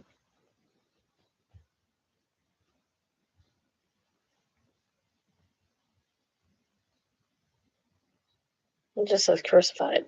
Doesn't say that it was nailed. They didn't use nails anyway. I would think they wouldn't, because that type of tool would have been very precious back then. They probably didn't even use them in houses that much. Next, we have Just No Mill, and it is entitled Mill Got Upset with the $80 flowers I organized for Mother's Day. None of her 4 sons organized a Mother's Day gift for her, so I decided to organize a bunch of flowers on a card and asked everyone to chip in. We planned to visit later that day at 3 p.m. to line up with everyone's schedules. When I got there, none of the other family members were there, and she was upset about the gift. Thought it was thoughtless and cheap, $80, and expected more than an $80 bunch of flowers, and complained she didn't receive them first thing in the morning. $80? Seriously? You're complaining about $80. That's a lot. You know how much my kids spent on me? 10. Didn't even do anything for me. And that's the one I help out the most, so he shouldn't be doing stuff for me. And she pointed her finger at me and said, as a daughter, I should have known better. She kept harassing me, so my husband told me to get my things and we were leaving. We stayed for 5 minutes. This was the first Mother's Day experience as her daughter-in-law. It was the last Mother's Day gift she ever got from me. FYI, this was the same present I organized for my own mom, for myself and my siblings, and my mom was very happy with her gift. Pretty in Pink says, this happened to me once in 2020. I sent my husband's mother treats from him and the kids, and I sent his stepmother treats from me. And she and I were close to his mother, and his mother threw a fit that I didn't sign my name on his present. Her present. I never got her another present. Yeah, be appreciative of what your kids-in-law get you, because your kids ain't getting you anything, most likely. Low presentation says, old hag, no wonder her sons don't tend flowers. Meanly one says, I'd do one more, but for wreath for a funeral. Yeah, that's the last flower she's getting from me. Nipsey Russell says, gross. I assume this was the past based on your previous post. It's odd someone posted here recently about a similar situation where they called around the same time of day and got told off for not calling earlier. There was also a post in the exchanged Facebook group for mother who whole post was basically how horrible her children are because they didn't wish her a happy Mother's Day until 3 p.m. That's it. That was the whole post. And she got roasted because her children don't contact them at all. I don't get it. You have to be there at sunrise. Wing and bizarre. Yeah, exactly. I was bad. I did not call my dad on Father's Day. I feel horrible about it. I did call him yesterday. I got his voicemail, but he has not answered yet. Usually he'll call me right back. So maybe he's mad. I hope not. I hope he's out of town or something and doesn't take his phone, which wouldn't surprise me. His phone. I called his phone. I usually call the house phone or his wife's phone. I called his phone. So Lord only knows if he gets it. Next we have Retail Hell, and I will make up for it on his birthday. His birthday's coming up too. This is Retail Hell every single time, LOL. And you match energy. Customer X word me, because X word back, customer. Picture face.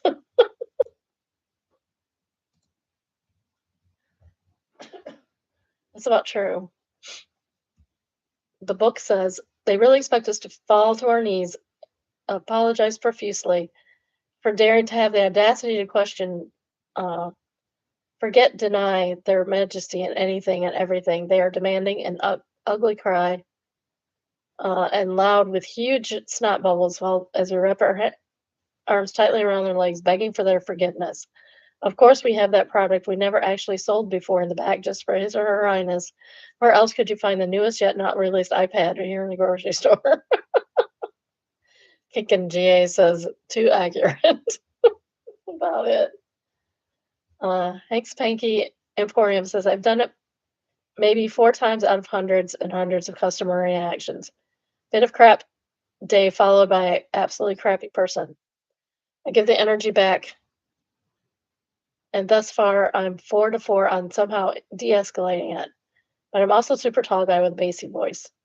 I'm also total teddy bear, but resting a bitch face me 5 minutes to close in a solo kitchen grill is probably an intimidating sight, although I'm pretty neutral and vibing to the podcast about spooky stories or engineering disasters with slides.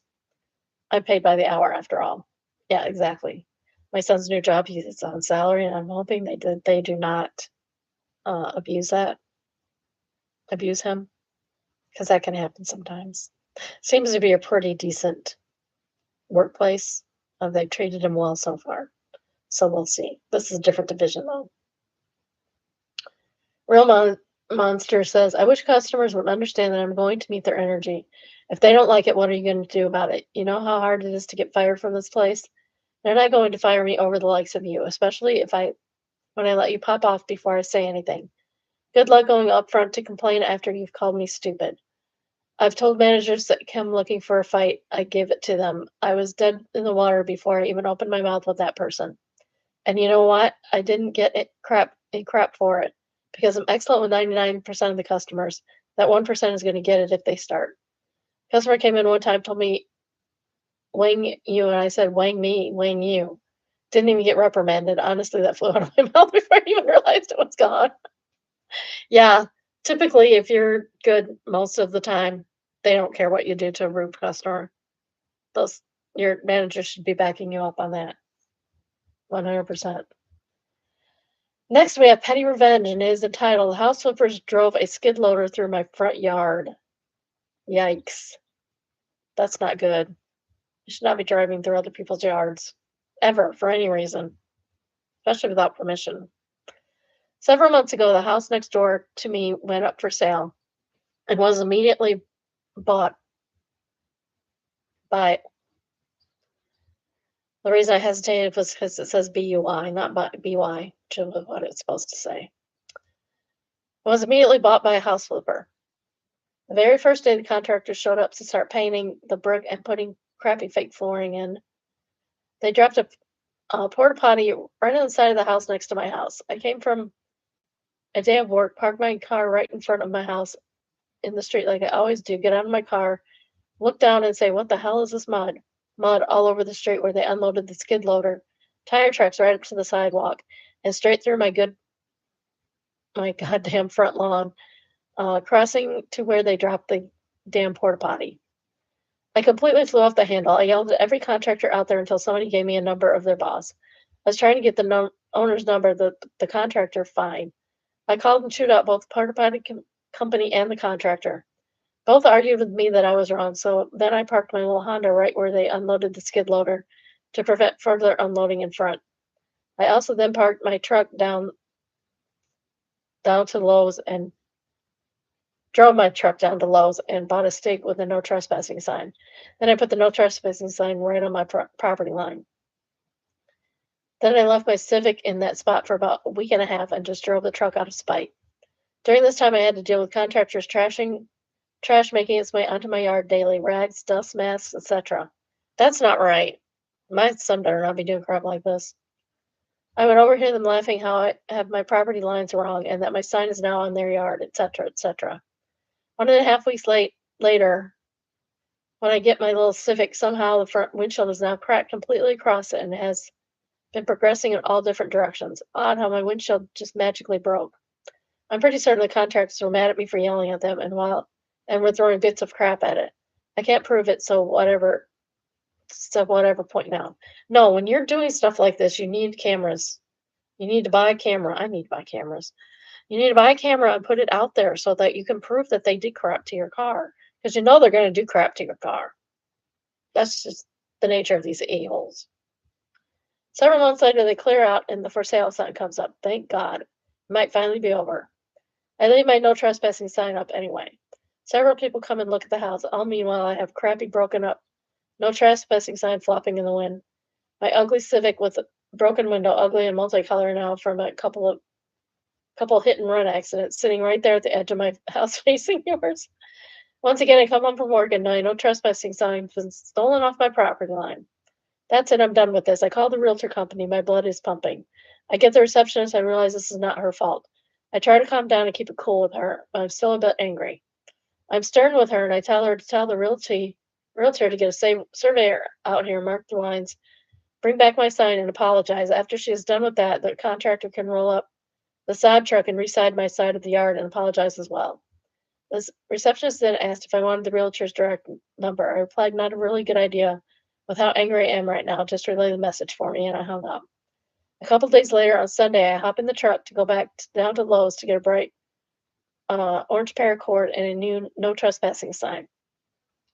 As I get home, my old trespassing sign is magically back. Realtor waited until I left to return it. I still proceeded to run my property line with my orange paracord and no new trespassing sign. A couple days later, coincidentally, my Civic gets reported to code enforcement as abandoned. Well, guess what? It's not. I called code enforcement and they were actually really cool with me.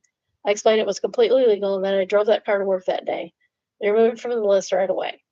Today, again, a note taped on my front door. The contractor trying to apologize now, several months later, and offering me $500 if I would please just remove my no trespassing signs so they can sell the house easier. That was probably actually from the realtor, not the contractor. I'm ready to tell them to go kick rocks. I want this house scalper.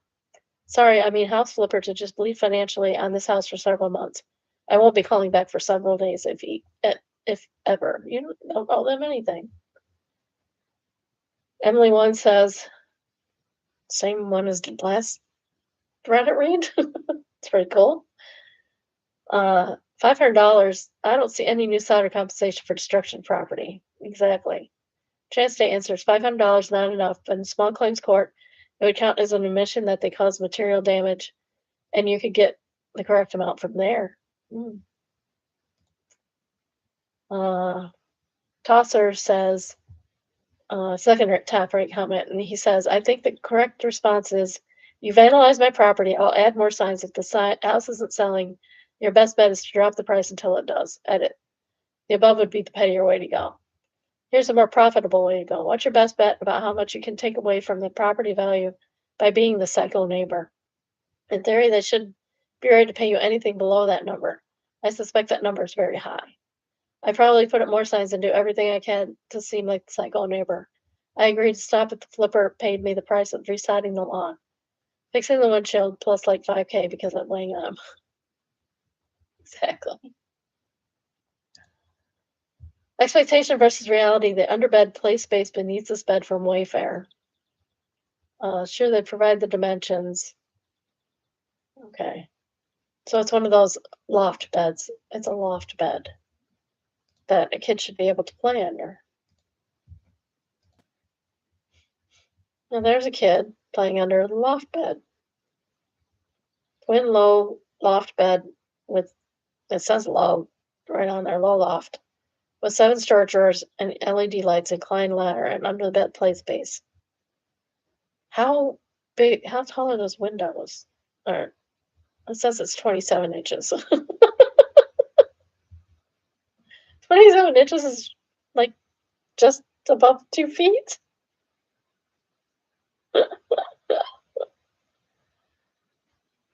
Oh, that's funny.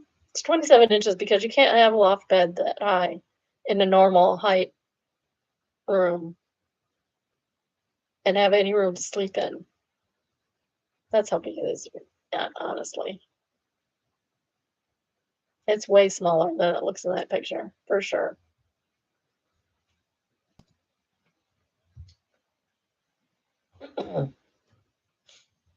But surely provide the dimensions, but the example kit is about the size of a cat. 8-year-old is normal height.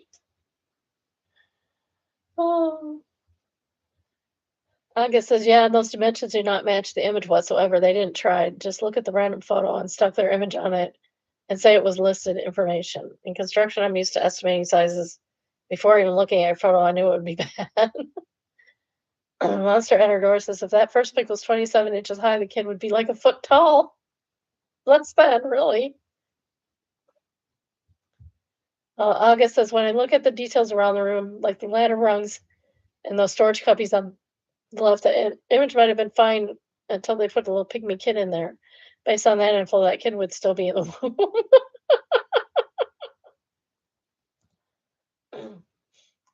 Second top, very common, is from Crap Post Supreme. 27 inches is only a little over 2 feet. That's what I said. Organized Sprinkle says, based on the kid that looks like about 27 inches high, half the picture was right. No, it doesn't.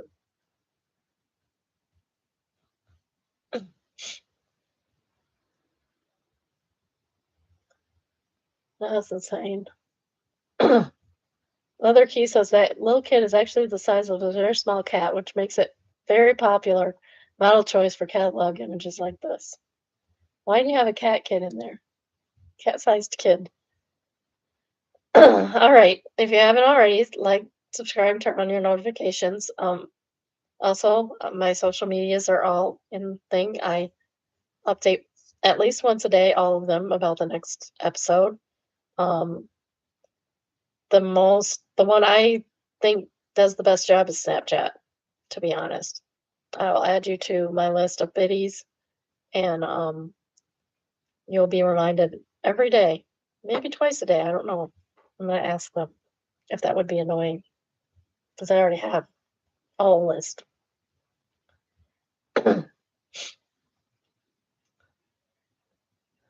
Also, tell your friends, tell your family, tell your worst enemies, tell your neighbor that bought the not badly flipped house is probably cheap. They're probably not gonna like it. This is from Westmount, Quebec. This picture and listing in Quebec. We'll get to that. We're gonna see. Look at all the pictures before we get to, and we'll run across the large portrait. It's a nice house. It's $3,298,000, 6 bedrooms, 5 baths, and 300 square. It says 300 square feet. That cannot be correct. That's got to be more than 300 square feet. 299 square feet. That's what it says. It's nice. I don't mind the gold on the wall at all, actually. That's a nice gold. Fireplace, of course. It's in a weird spot, but dining room. I'm assuming that's a dining room, not just a breakfast nook, although that's a tiny table to be in a dining room. No, that kitchen's nice. Even with the white cabinets, with the cabinets are see-through and over windows. That's weird. I think I would just do lower cabinets if I needed that. Actually, I take those windows out. They don't have all they show is a wall to the next house. Those windows don't need to be there. You don't need those windows. They're useless. That window's nice. I get that you want more light, but that's not the way to do it. Look at that stove. That stove is amazing. I think it has 8 burners. That's crazy. 8 burners is twazy.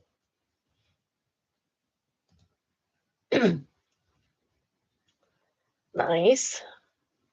A little too red for me. That one's a little too red for me. I do not like the side faucet on the sink. I hate those. I don't know why. I don't know why. There's no reason for it. Couple gay guys. Portrait of a couple gay guys. Weird thing.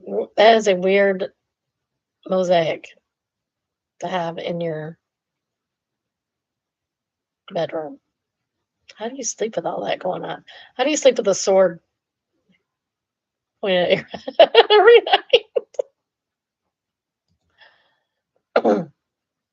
I don't know what this is supposed to be. Is this the closet? I don't know. There's a window in it. There's what looks like the bathroom next to it. And there's a random, like, island. Bathroom's very white, but nice. I mean, it does have an accent wood wall. I would not have a wood in the bathroom personally, but that's just me. There's our 2 gay men again in the hallway, opposite side, opposite way. They have a literal statue in a little alcove in their hallway. That's weird. I don't know what I would do with that, probably full of books. That is busy. Oh my goodness, how do you sleep in that? That's too busy. Smaller bedroom.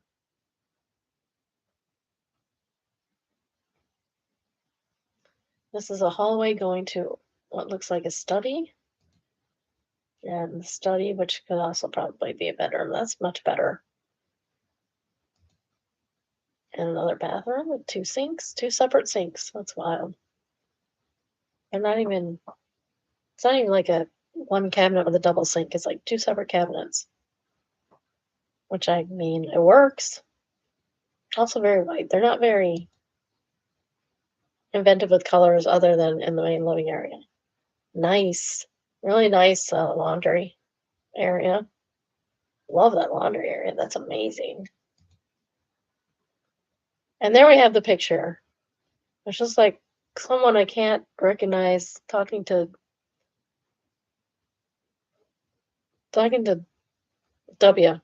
George W. Bush. It's very odd. Why? I guess if you could afford a 300 square foot house for $3.33 million, you're probably friends with George Bush. Probably friends with the Bushes. Now that's better. That's better bedroom. It's kind of dull, but better in the sense that there's not a wall that like it's extremely crazy. They have a lot of artwork, man. A lot of naked people artwork. A lot of naked people in this house. Are they nudists? I don't know. Another very white bathroom. I mean, I don't have a problem with the bathrooms, but they're very white. A nice deck at the back. Stairwell. Going to who knows where. Is this the basement? This might be the basement. What's the storage in the basement? Only room for 4 people. Only room for 4 people in this house. Because that's how many hooks they have. I bought my house because it had 5. And there were 5 of us. A piano and a Stairmaster in the basement. It looks like the basement. I actually appreciate those walls. They're not bad. I would do something with the right-hand wall. But the other 2 walls are fine. Another bedroom down in the basement. Hope it has an egress. Another bathroom. That one looked way plainer than the other ones. That's interesting. I like these little lounge chairs in the backyard. Honestly, I could use one of those. I wouldn't mind having one like that. Do you have to take it in every time it rains? How does it dry out? Is it waterproof? That wouldn't be comfortable. It's very, very urban. And another picture of the fireplace in the entry. But I assume it's the entryway. Another picture of the dining area. Another picture of the outside, bit bigger. It's a very nice but huge patio area. I assume they don't have to necessarily mow back here because it looks like it's all landscaped. You might have to weed, but you're not going to have to mow.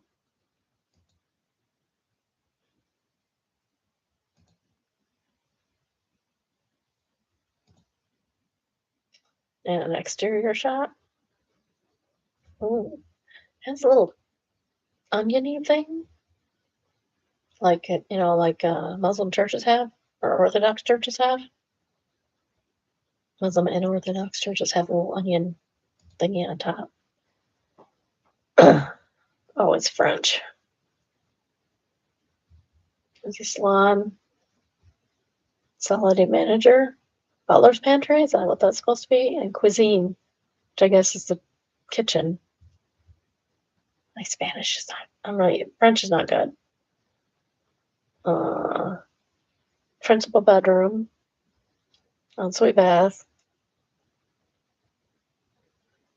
Chamber de coucher. I guess that's the bedroom.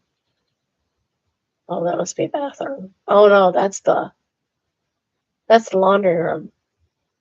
Salle de lavage. And you have another chamber de coucher. I'm assuming those are bedrooms. This has 4 bedrooms. It says it has 6 bedrooms, so that makes sense.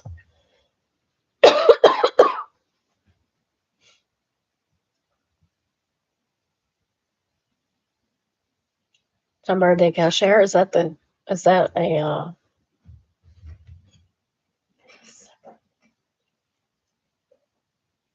I'm confused. I don't know what that means. Is this like the main bedroom, maybe? On a whole floor? It says walk in. This might be the main bedroom with with two closets, like a Jack and Jill giant 10 by 11 and 10 by 10 closets. And the last one is a family room. This must be the main room. And there's a bedroom. And that's where the fireplace is, I believe. I wish it was in English. I wish they would tag it in English too. But I don't live there, so it's not my problem. Did I not share that at all? Okay, well, I'll have to share it. I forgot to share.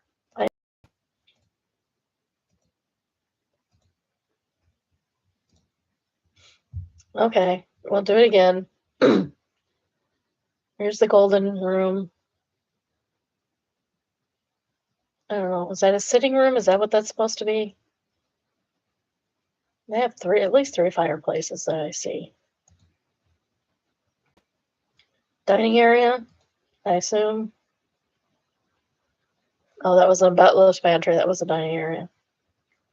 The magnificent kitchen with 8 burners. Love that. I do not like the cabinets the see-through cabinets in front of the windows. I don't think those windows are necessary at all. Outside terrace is fine. The red bathroom I don't care for. It's a red sea. It's just a sink. They didn't even show the rest of the bathroom. Staircase is fine. I don't care for that part, but that's just me. Don't know what that's supposed to be. It's supposed to be some kind of clock. I don't know. I'll have to keep my eye out for that. The 2 naked men in the hallway again. You see how busy this is? I don't think. And why is this? That's TV. There's a TV in there. Guarantee you there's a TV in there. Okay, now I know what that is. That's the TV thing. Okay, that's what threw me off the first time. With the accent wood wall. The 2 gay guys. I guess they're not naked in that one. In the weird alcove with a literal statue in it. I don't understand. A super busy bedroom. I do not like it. Hallway to what I think is an office. Seems to be an office. But the door is this way instead of being on the side over there. It's weird. The plain white bathroom with the 2 separate sinks. The really nice laundry room. Love the laundry room. Except for why does everything have to be a windowed storage area? I don't like that. I don't want people seeing my mess. The weird George W. Bush picture, whoever the heck that is, I don't know. I assume it's probably a Canadian political leader, but I don't know. A really nice bedroom that I would want. Another bedroom with lots of stuff in it. Lots of artwork, lots of naked artwork in it.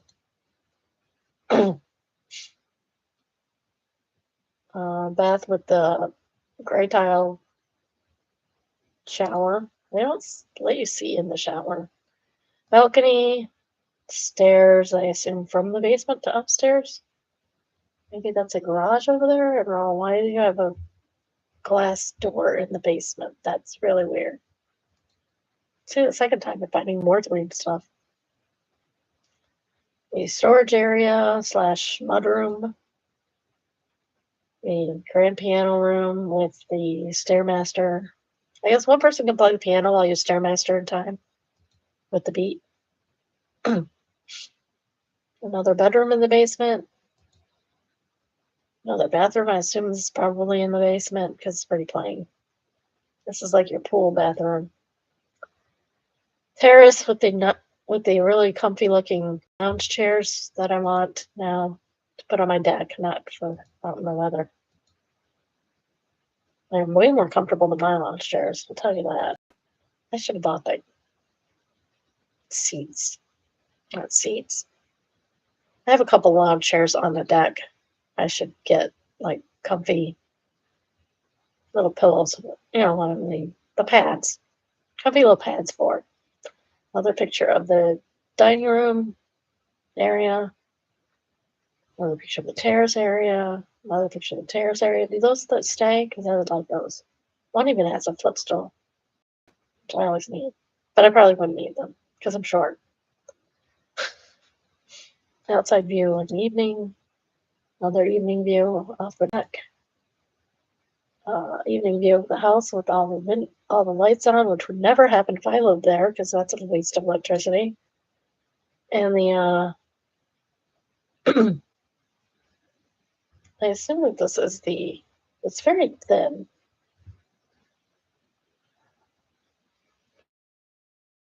Feet wide total. 18 feet wide, maybe. I don't know. It's skinny and long. All right. Sorry about that. Well, we got to it. Let's go back to the listing. This still says it's 299 square feet, which kills me because it can't be. Built in 1902.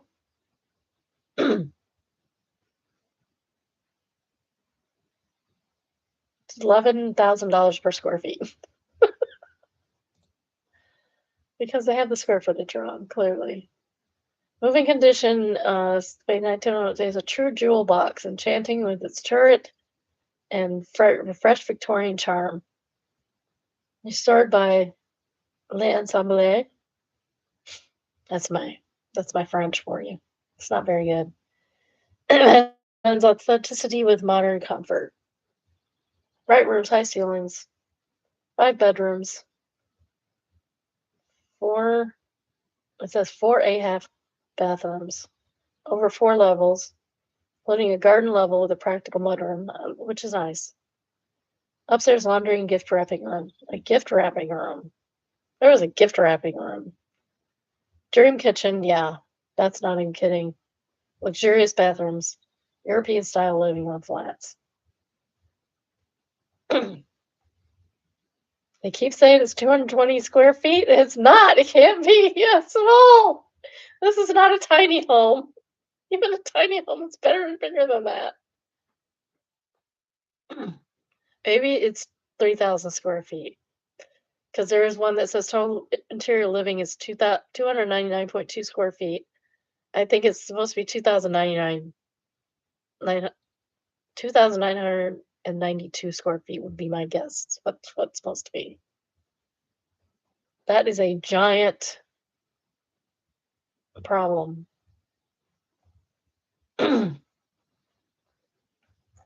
Nobody's buying this house because it's 299 square feet.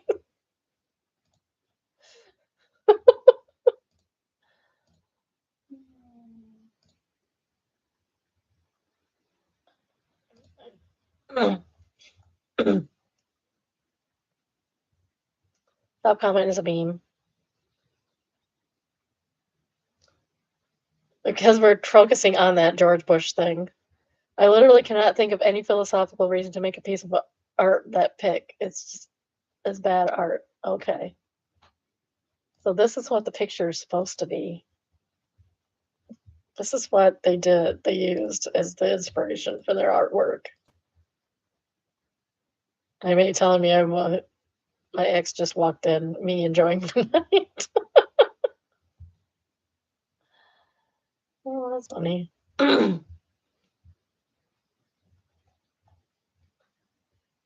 Somebody says, I'll raise you this one.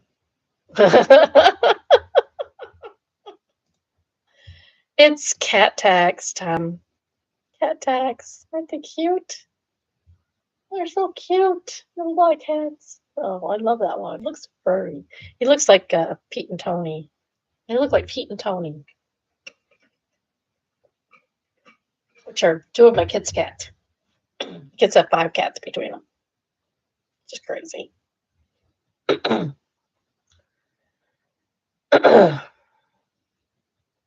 Oh, this is when he's telling them about 9/11. That's what that was. Oh, geez. This is when Bush was being informed about 9/11, and he was reading the little kids. It just struck me that there's a black blackboard in the background.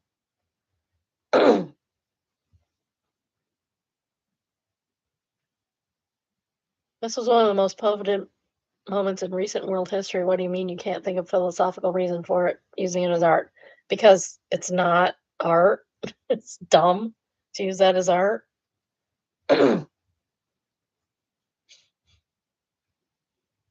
I wonder who the 2 other guys that were half naked were. Next is Emma the Jerk, and is entitled AITJ for refusing to help my neighbor's friends after she volunteered without me asking. Volunteered me without asking. So you were voluntold. This started 5 months ago. My elderly neighbor, 98, lives alone and has trouble getting around sometimes. So I started offering to grab her stuff whenever I do my own grocery run, purely out of goodwill. I even spotted her some cash to cover when she was short or forgot cash. It worked fine, no compliments. Last month, 2 different people from my street knocked on my door separately, asking if I can do the same thing for them. Turns out my neighbor has been telling people around the building that I'm basically her helper and pointed them my way without even asking me first. I told them both I only do it for her and it's a personal thing, not a service. They were very cold about it, but I figured it was done. Then she calls me while I was playing stake, saying I was rude to her friends and that if I really wanted to help people, I wouldn't be picking and choosing who deserves it. Okay, then I won't help you either, because you don't deserve it now. I told her I care about her, but she had no right to offer my time to others without even a heads up. That's just not her call to make. Now she's barely speaking to me. Apparently, one of the women she referred has been telling other neighbors that I think I'm too good to help people, which obviously is not true. I don't want to lose the relationship I have for her, but I feel like what I said was completely fair. Did I handle this wrong, or am I overthinking it? AITJ. Supportive tech support victim says NTA, and I'd honestly stop helping her if she's going to act like this. Exactly. She can use Uber, Instacart, etc. if she wants help. If she doesn't have any family around to help her, then maybe they need to hire somebody to do it. It wouldn't be me at this point. Enter the hellscape answers. I don't want to lose the relationship with her. What relationship? The one where she takes advantage of you, where she offers your time to others because you're her little helper? Where she badmouths you to the neighbors in the instant that you tell her no? What relation? That relationship? Come on, OP.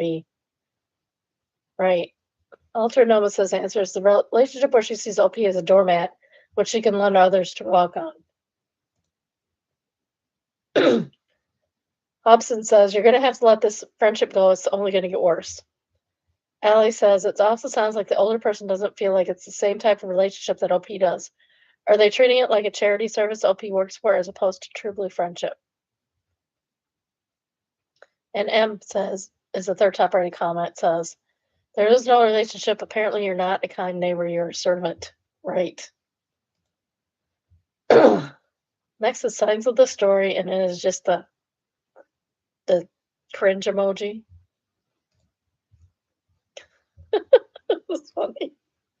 I haven't even read it all yet. I just read the first 2 lines. Wanted part-time cashier who won't quit in 2 months, who works hard and doesn't think she's doing us a favor by being here. Who can take a joke and won't cry every day at the register. Apply now. Something tells me this is not a good place to work. Something tells me you don't want to be there. What you know about says, can't take a joke. Oh, what'd you guys say to her? Exactly. My leg still hurts says, probably the person who wrote this from the kind that everything is joke until they are the punchline. Exactly. Second type rate karma is from Gerb the Barbarian. Translation, we are a nightmare to work for, looking for someone who will put up with abuse and exploitation. Flat C says strong back and weak of mind, a plus. Merlmut says it's nice of them to post this warning sign. Lizzie's Homestead answers and call me crazy, but as a business owner, I feel like the employees are doing you a favor for being there. Because they are. You're paying them for doing you the favor, but they are doing you a favor. They owe you nothing. Server Life, entitled That's Not a Reservation. Says, I'd like to make a reservation. Absolutely when? We're coming in 20 minutes. That's a call ahead. That's not a reservation. That's call ahead seating. Which I've done. I mean, it's fine. Did that in the wrong order. No cap, for real says, told lady we were on an hour wait and she got all mad. Literally 20 people waiting outside her 16-table restaurant, including the patio. Oh my, she came back in all proud of herself, saying she had a reservation at 6 on an open table. I look at it and said, ma'am, that's for Saturday. Today's Friday. She got mad again and stormed out.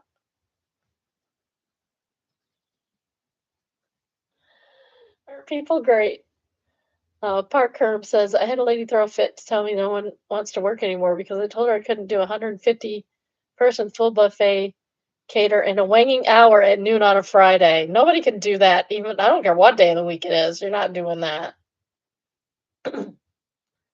Cat Fallen says it would take a significant percent of that hour just to plan something like that. I mean, to agree on plans, it would take you much longer to prepare the premises, prepare a wang ton of food, and get people in to staff it.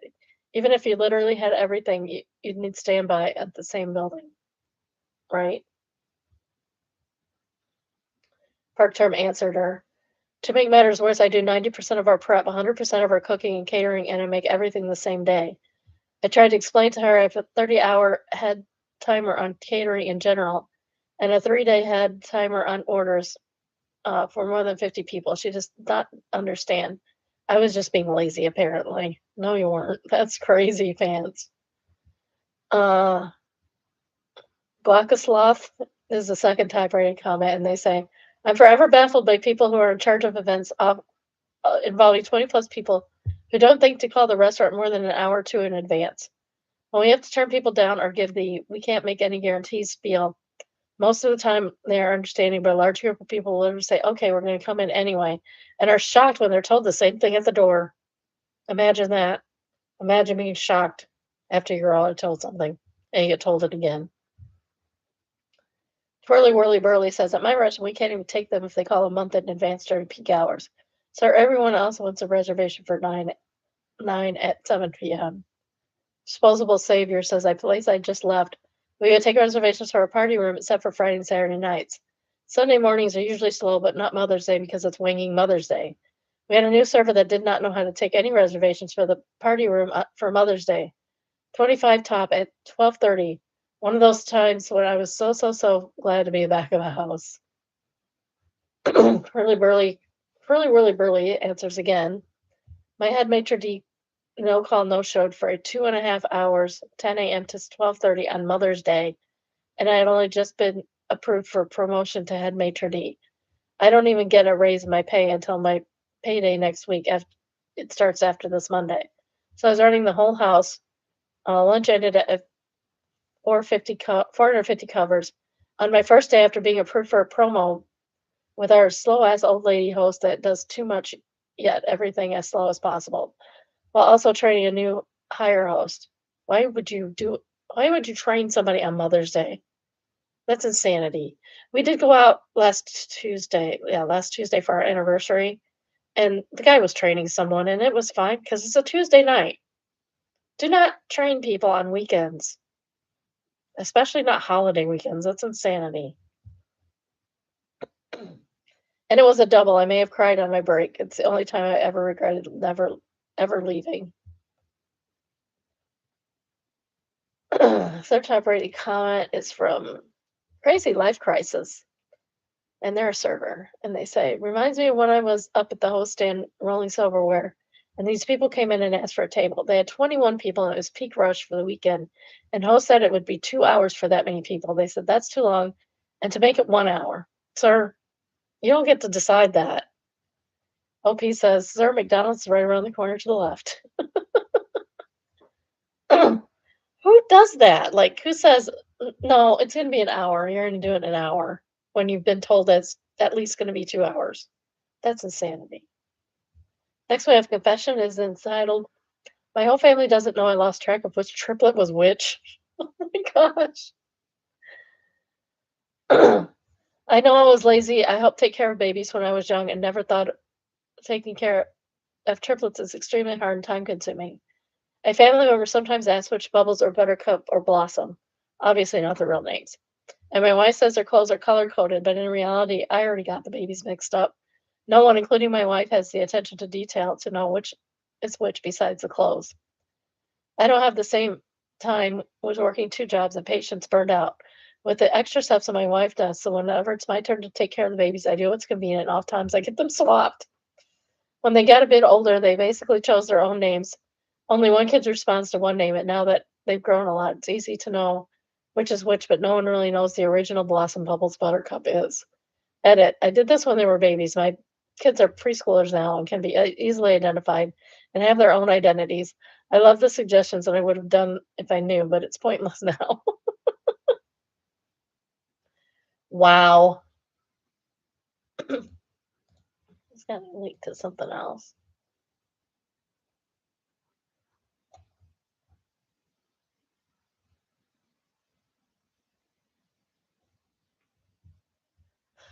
Update. We have an update. So, update to this, I did not expect it to be shared so many times that my wife would see a rude post on Instagram. She showed this to me and admitted she got the babies mixed up too. Apparently, she stopped tracking as well and thought of getting it accurate again if no one gets sick and needs medical attention, but that day never happened. Kids have their own passports now and know their own names.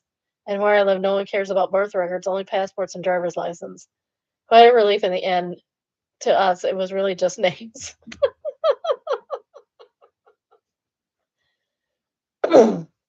Wackos answers that. I love that. There are so many posts about spouses who go ballistic over everything, and you two just talked and everything is fine. I'm wishing you and for your family all the best. I do too, because this is awesome. Like, it doesn't matter which kid is which. It really doesn't.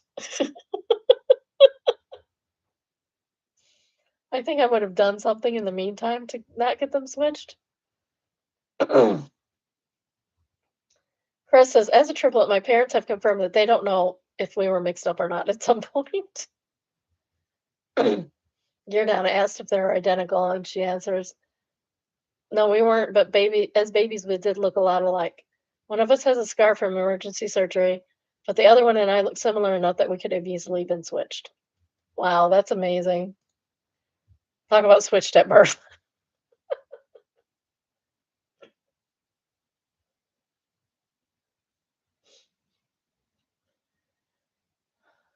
This bull was like, bruh, no, you didn't. No, you didn't. It's a video of a bull.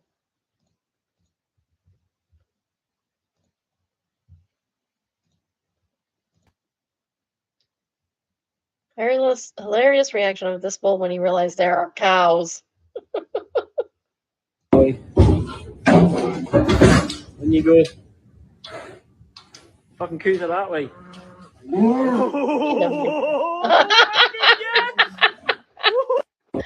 was so great. I gotta watch it again. When you go, fucking coos are that way. Did you see that look? That was hysterical. Oh my gosh, that's so funny. I've not seen something that funny in a long time.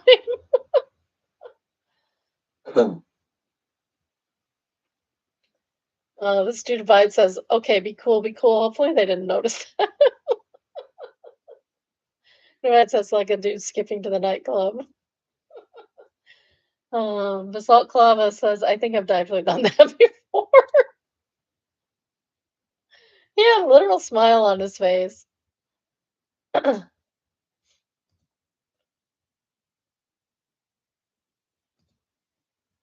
Bunch of memes.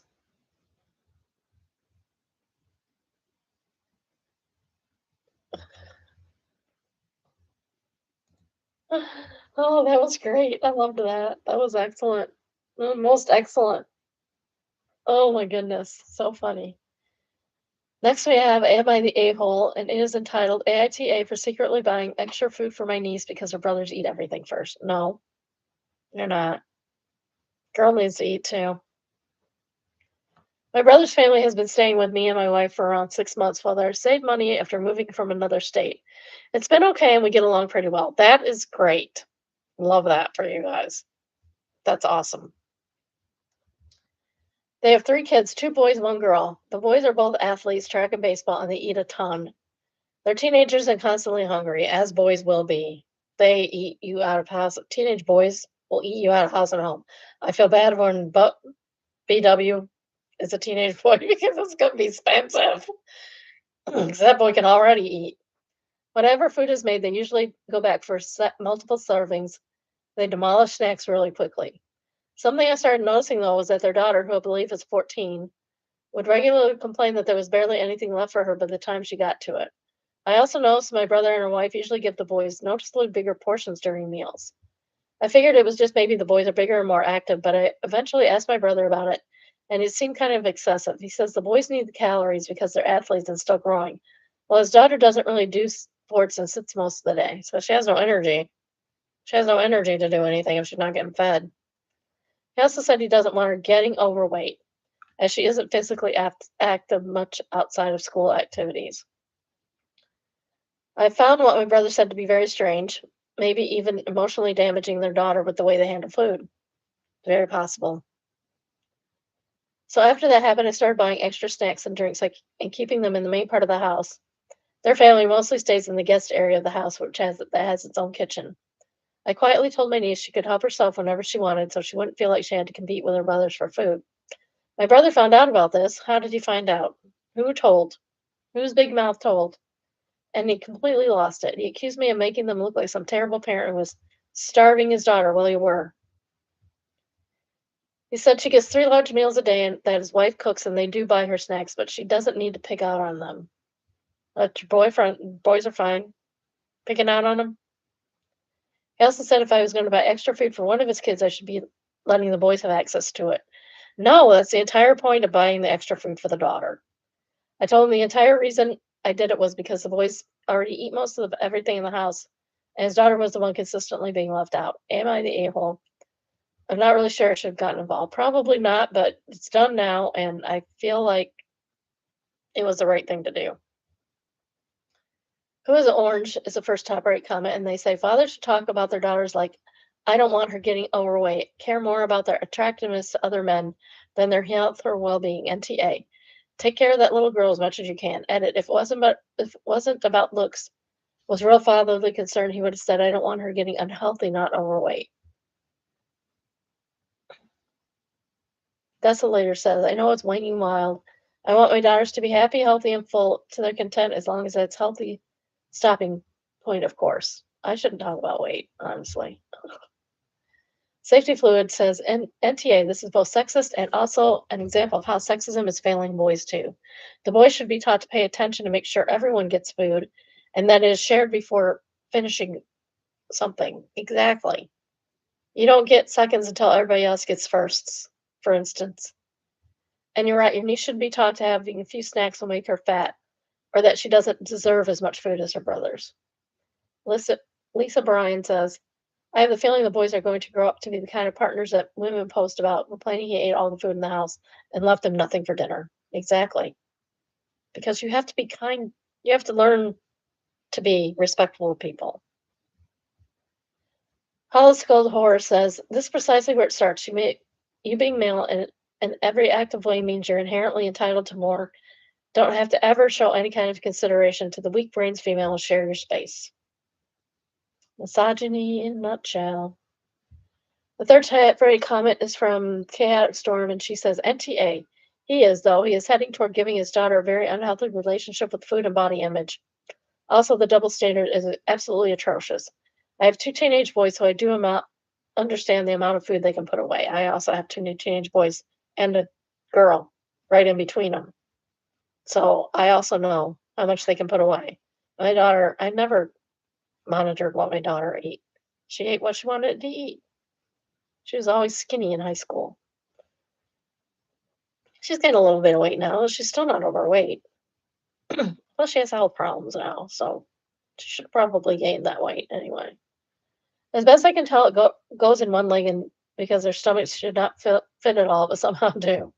That's how BW is. I don't know where it fits on the food. However, they are expected to start within reasonable portions and make sure everyone gets a fair share before going back for more.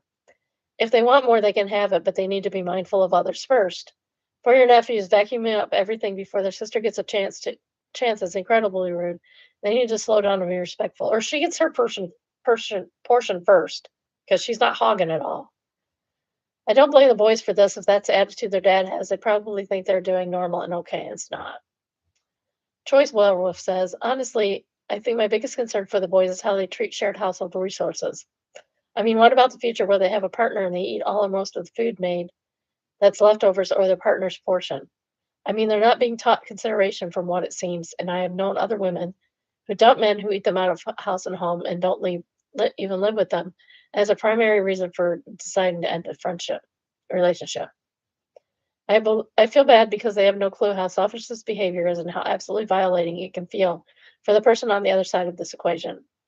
To pay for and labor for food that should be available to them that's constantly being held by someone else without consideration. Eddie Blueberry Beale says, I agree. Plus, would like to add that letting themselves gorge like locusts is encouraging disordered eating in the boys too. They're young and active now, but the teenage metabolism peters out. They'll be struggling with their weight by the end of their 20s and have to learn a healthy relationship with food from scratch. Choice Werewolf says, oh, absolutely. I mean, the reason for the freshman 20 exists because of disordered eating and lack of parents helping kids form healthy habits.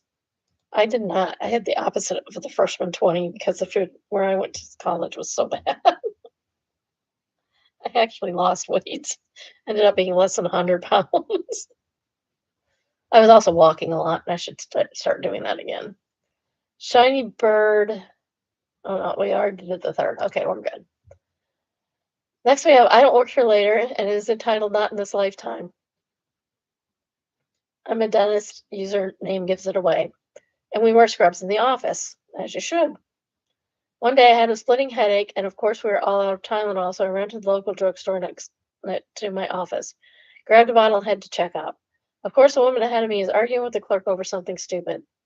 He was trying to process her coupon in a certain way and gave her money, and she wasn't to save her money, and she wasn't having it. Finally, she continues her checkout to use her coupon for 2 bottles of Pepsi. She realized she grabbed a diet and wanted a regular, so she tries to hand me the bottle to go fetch her a bottle of Pepsi. I just looked at her and said, "Not in this lifetime." She couldn't have thought I would work there, and if she did, I have no idea how. Meanwhile, the manager must have seen what was going on because she opened another register. I quickly paid and left, while Coupon Karen was still complaining about something. I hate people like this that slow everything down. Just buy the diet at that point. I would just buy the diet at that point. It's not that big a deal. Brian Waster says that username could be that of a mob enforcer. It's just a guy fixing teeth.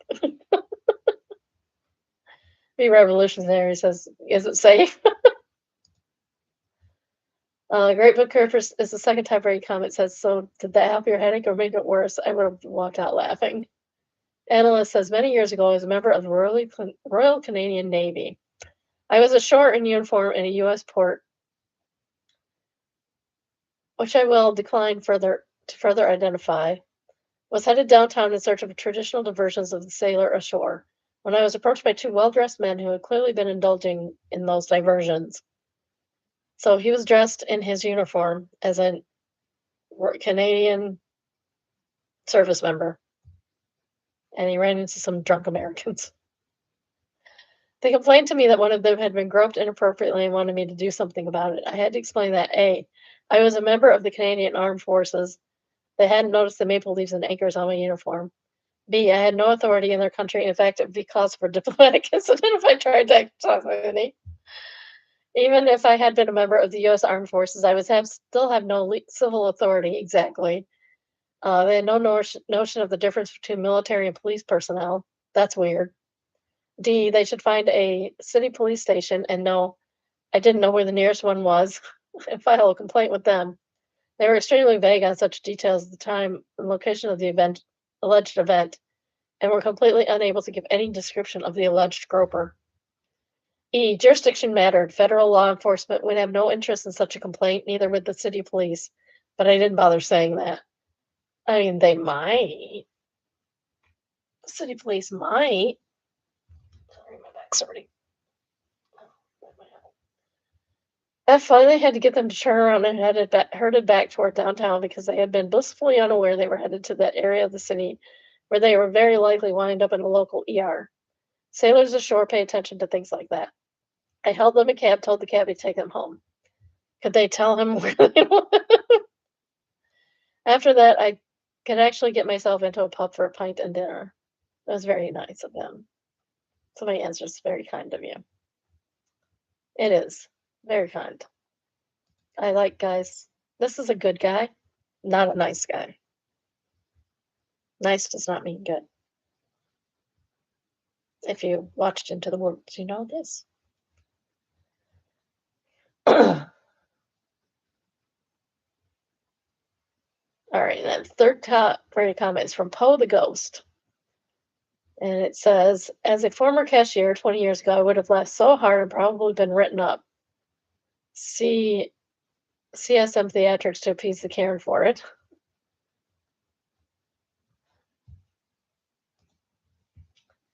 Next is Overhard and it's entitled Urinal Riz. Somebody's got a Riz in the restroom. Overheard my friends while we were using the urinal. What's your secret, bro? Secret? The girl with pink hair, she wants you, bro. How do you keep it with, like, how do you keep getting, like, the hottest winging girls? I know it's not the size of your dick. Wang you, bro. But seriously, what the wang are you doing that I'm not? Because I'm out here starving, bro. I don't have any game, bro, so I don't know what to tell you. I have no intentions or expectations when I approach girls, other than to have a good conversation with a person who's probably more interesting than I am. We're washing hands at this point. Good conversation with a person who happens to be hot. Dude, fun fact, it's okay to just talk to girls without making your dick supporting character.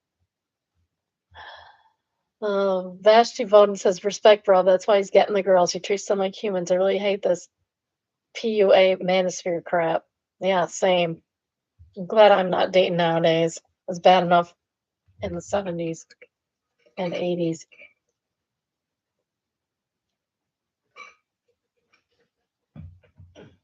I met my husband in 1985. We've been together ever since. Humanity Russ says, I can't tell you how many women I've heard complaining that they went for dinner and the guy spent the whole time talking about himself and never asked the woman a single question. Then the guy messages the next day saying he had an amazing time. And when can they do it again? Exactly. One just says, many years ago, I went out with a guy who would talk to me for hours at a time every day. At first, because I liked him so much, I was flattered that he wanted to talk to me so much.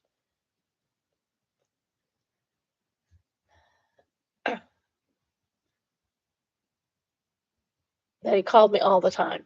But then it dawned on me that he was the only one saying anything the entire time we were on the phone.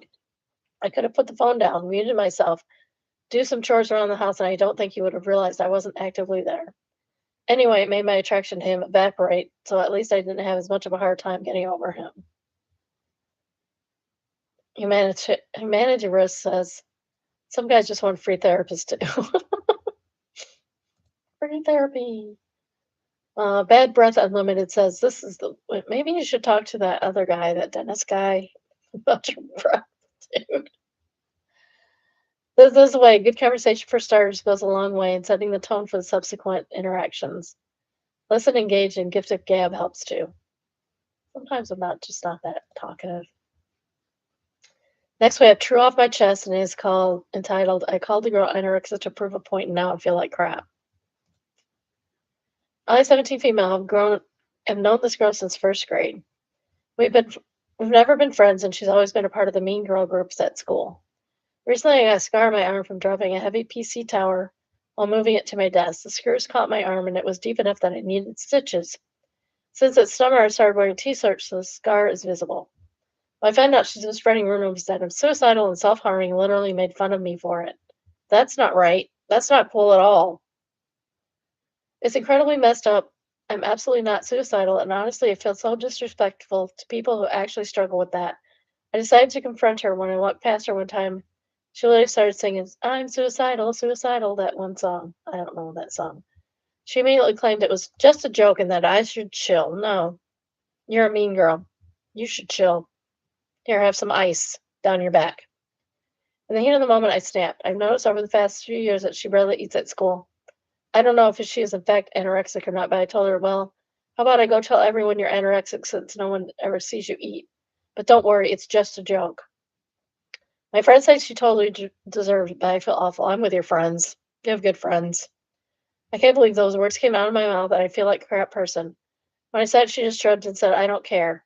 So I don't even know if an apology would mean anything to her. Should I apologize or just let it go and move on? Trek Monster says, the wang do you even have to apologize for? Wang her. Exactly. Turkish Jedi just says, damn. Cat and Kitty Cat says, you clocked her bullying and unfortunately did say something piercing to the heart, but what she said about you was equally as hurtful. Maybe have another conversation with her and say your feelings were hurt and only she spread rumors about you, but you apologize for saying something equally worse. I hope it went to her heart, both as a comment, like maybe you should eat something or get some help, and as like, don't bully me. Don't bully me. I'll bully you back. And that's what bullies need most of the time. Like a nice conversation is not going to help. She's already been asked to stop. She's not stopping. Somebody's probably going to get in trouble for that because she'll probably go to the authorities, meaning the principal or whoever, counselors or whoever, and like blame you for the whole thing, since that's what those kind of people do. Next, we have in-laws, and it is entitled "In-laws Coming to Town for a Weekend" while my boyfriend and their son is away on a work trip. They want to use our one-bedroom apartment, but that means I have to find another place to stay. No, absolutely not. As the title said, my boyfriend is going away for a work trip in a weekend in June. His parents are invited to a 50th birthday party for the Saturday in our town, so they're coming here. They don't like spending money on hotels, so every time they're visiting us, they make sure to stay with family members who live here. Now they've asked to use our apartment for that weekend because family members that usually host them aren't available that weekend. That means I have to find another place to stay for that weekend. My parents live 2 hours away by car, and I don't even have a car, so that's not an option. My sister lives 10 minutes away, so I can do that. It's still an inconvenience for both me and my sister. I also have to work that weekend, and my job is literally right across the street from my apartment, so I'd have to fix transportation in order to work that weekend. Are they going to pay for all that? Why don't you get a hotel? Basically, I can do this, but I think it's a strange request. If we were both away, I would say yes to them without hesitation, but asking me to find somewhere else so they don't have to pay for a hotel is just weird for me. They're in their 50s and my boyfriend and I are in our early 20s. I also want to add that I overheard their conversation with my boyfriend on the phone earlier today, and they said that if I can't stay there, they're not going to the birthday party, which is the party of their long-term friends, AITAH. No, not at all. These people can either pony up for, why don't they use the place that the people aren't going to be there, first of all. Second of all, why are they inconveniencing you? That doesn't make any sense at all to me. I don't understand why they're inconveniencing LP for this. It's weird. Prestigious Ear says, just tell them that won't work for you and leave it at that. You're not obligated to leave your home so someone else can stay there. It's just a weird request all the way around. JL Houston says, like beyond entitled, and her boyfriend should have said, yeah, I'm not asking her to do that. It's also not a fair thing to ask. Familiar Set says, definitely feels like a power move attempt. Mama Bear says, 100%. My mother-in-law used to bull crap like this in the beginning of our marriage. Now that I've been married for 12 years, I no longer try to please her, as it gets you nowhere with her anyway. So she wants to metaphorically clap at me, I'll clap right back. She knows not to try shenanigans with me at this point. Second cup of coffee is like answered the original comment with, you need to stay with your sister for this after removing any of your possessions. Take the hint and look for a room somewhere near your work. Get driver's license ASAP. Looking for a room to rent and decide not to be independent on a boyfriend. Seems neither he nor his parents are okay with it. It won't get any better if you stay. Consider this oddball clumsy move on their part as a message that you are not welcome. Straight coconut is the second tirade comment, and they say, so not only did they invite themselves to stay in your apartment, they want to kick you out because they don't want to share space with you. If your boyfriend agreed to this, I would be re-examining the entire relationship because this is disrespectful as hell and totally unacceptable. What did they do when both of them were there? I'm confused.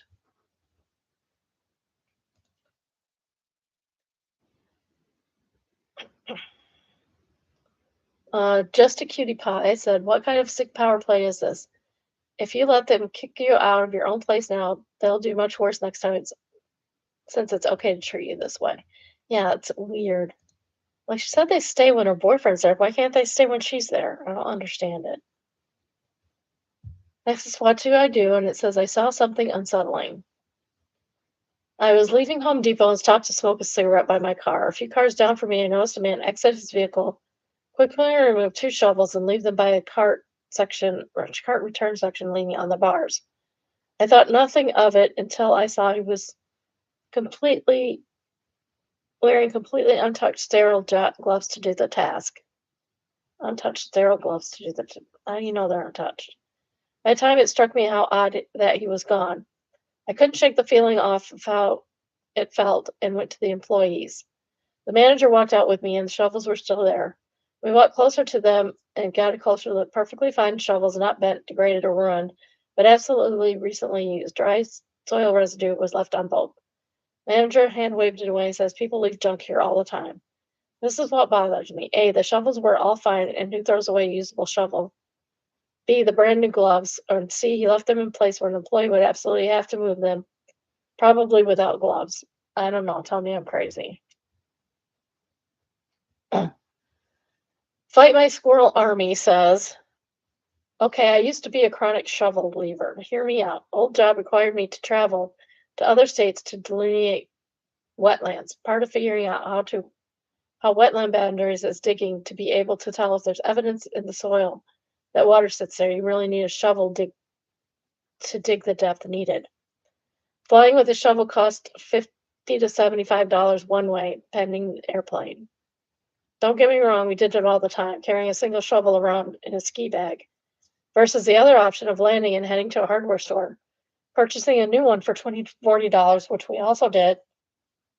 It looks crappy to return a used shovel, and we usually didn't have the time, so we'd leave them in places where we'd hope they'd be found and used. Our places were usually on our client's property, obviously placed, but hardware store is genius to ensure they're reused. Edit. Okay, I'm editing this because the accusations are not stopping. Y'all, if I had taken the time to walk my arse in the middle of nowhere and dragging a body, to bury it perfectly under an endangered plant with a protected wetland, where it's wet enough to decompose but not boggy enough to mummify, making sure the body is never found. I'm leaving a goddamn shovel and gloves out there too. What kind of cycle would bring the shovel back to a parking lot, right? Robert Diaco says, I also used to abandon large inexpensive tools purchased for specific tasks while traveling for work. I generally leave them at the job site or give them to a random person I worked with, but I've been known to leave some at the gas station on the way to the airport too. Okay, perfectly plausible explanation. But why the gloves? Soft Composer says he could just be as simple as he didn't need the gloves and didn't want to throw them away, so he brought them to a hardware store where people go when they need shovels. Hippie High Noon says weird thing he was wearing sterile gloves. Somebody says one possibility is OCD. My girlfriend is OCD and regularly throws things out she believes have been contaminated even in mundane ways. She barely ate a meal before we met. Deadass threw the pan in the garbage after I used it to cook taco meat. It took months for her to stop having meltdowns anytime I cooked meat, and not because I don't cook food in a safe way. She has an even harder time dealing with feces. She has a specific pair of shoes she wears in her dad's car because they had to walk over some sewage from an overflowed septic tank once, and afterward got into his car. Even though everything got washed off before they got in, she considered the car contaminated. She takes those shoes off on the sidewalk outside before coming inside. So anyway, shovels are often used in manure and compost, so I think you see what I'm getting at. And Maddox says, or he murdered people. So Ron says, I just checked the news. If he did, it wasn't the right ones. Next is from Bearded Brother, and he says, if they had been used for anything sinister, then why would he leave them where they would absolutely be found?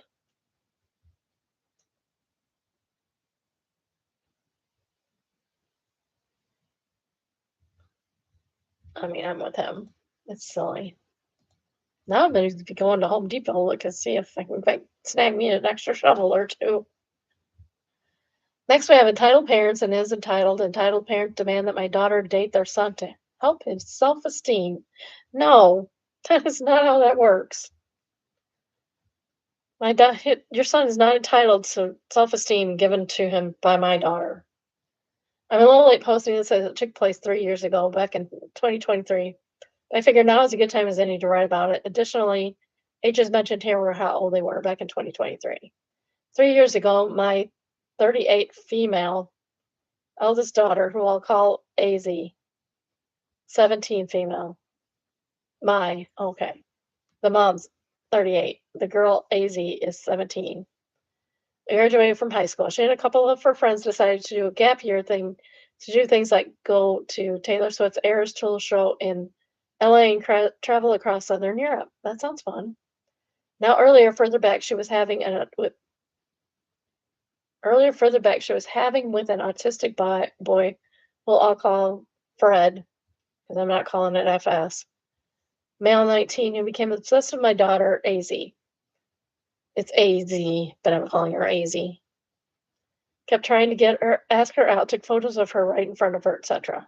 Well, I hope she didn't take any photos behind her back, because that would be terrible. Would it not? Would it not be terrible for him to do that behind her back? Now I'm getting to this part, too much details. It deserves its own separate post, but long story short, AZ told me and my husband, Jack, male 48, that we got the school involved. Fred's parents one night showed up at our place uninvited. Fred had been stalking my daughter, so we knew where we lived. Fred's parents tried to tell us to withdraw our complaint, telling us Fred was special and harmless. Now our complaint against their son was causing him stress, demanding that my daughter, AZ, apologize to Fred for calling him a creep and a loser. Fred's dad demanding AZ at least give Fred a shot, as it would help with his self-esteem issues. Sorry, Fred's self-esteem issues are Fred's self-esteem issues, not mine. They only left when the police showed up and told them to leave. Fred was later forced to change schools. Yes, I'm autistic myself, but I do generally recognize boundaries and basic respect. Fast forward back to August 2023. My daughter AZ was in LA for the Eras Tour show there and was going to be jetting off to Europe in a few weeks. From out of the blue, Fred's parents ran into me at Costco parking lot and tried talking to me about their son and how he's still into my daughter. Fred needs to move on. AZ is not interested. They told me that Fred was still stalking my daughter, and apparently he heard about my daughter's plan to move to California to live with my in-laws and study at Berkeley. They again asked or really demanded that I get my daughter to abandon her plans to move to California, as it would hurt Fred's chances with her. Fred has no chance with her at this point. That Fred didn't have any other friends, and now AZ was dating Fred and how AZ dating Fred would help his self-esteem.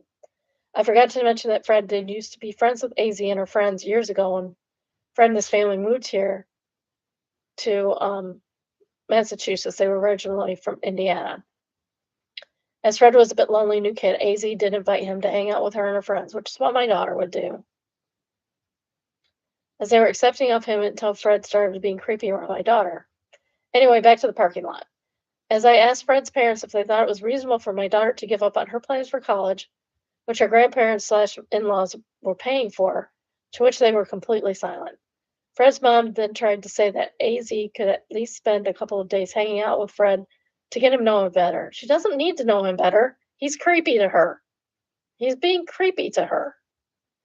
Suggesting that rather than a formal date, they could do something small like go to church together, which I pointed out my daughter and I are Jewish, but my husband is Catholic, and no, I admitted we may have aggravated the situation by echoing my daughter, calling their now adult son a creep and a loser. That's okay.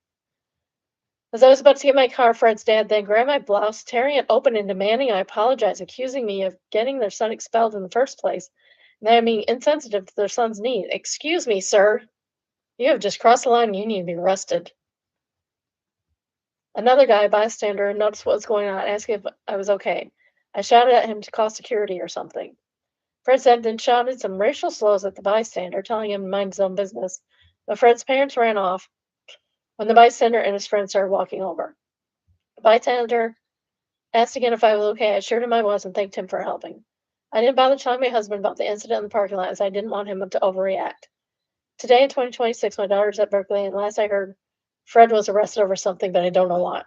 Fred's dad should be arrested too. You should have gone to the police and done a police report at this point, because that's assault and battery. Electronic Deuce says, ever consider harassment charges? Reddit Gambino answers, harassment and assault. FFS not telling husband so he wouldn't overreact was an underreaction. They would have had him arrested and put a restraining order on them. What the wing do these people think they are stalking, harassing, assaulting, and demanding as if his son is owed anything? It says Owen anything. I don't think Owen has anything to do with it. No wonder the guy ended up arrested. He's a menace and his parents coddle him and encourage it. Exactly. Second top rating. This is Zylord Ghosts from Zylord Ghosts. I guess he learned to stalk someone from his own parents. They are extremely insensitive to other people's needs. How did they come to the conclusion that AZ giving him more attention will benefit AZ and personally in any way? No, they only think about their son's needs and completely ignore whatever AZ may want from life. What a mess.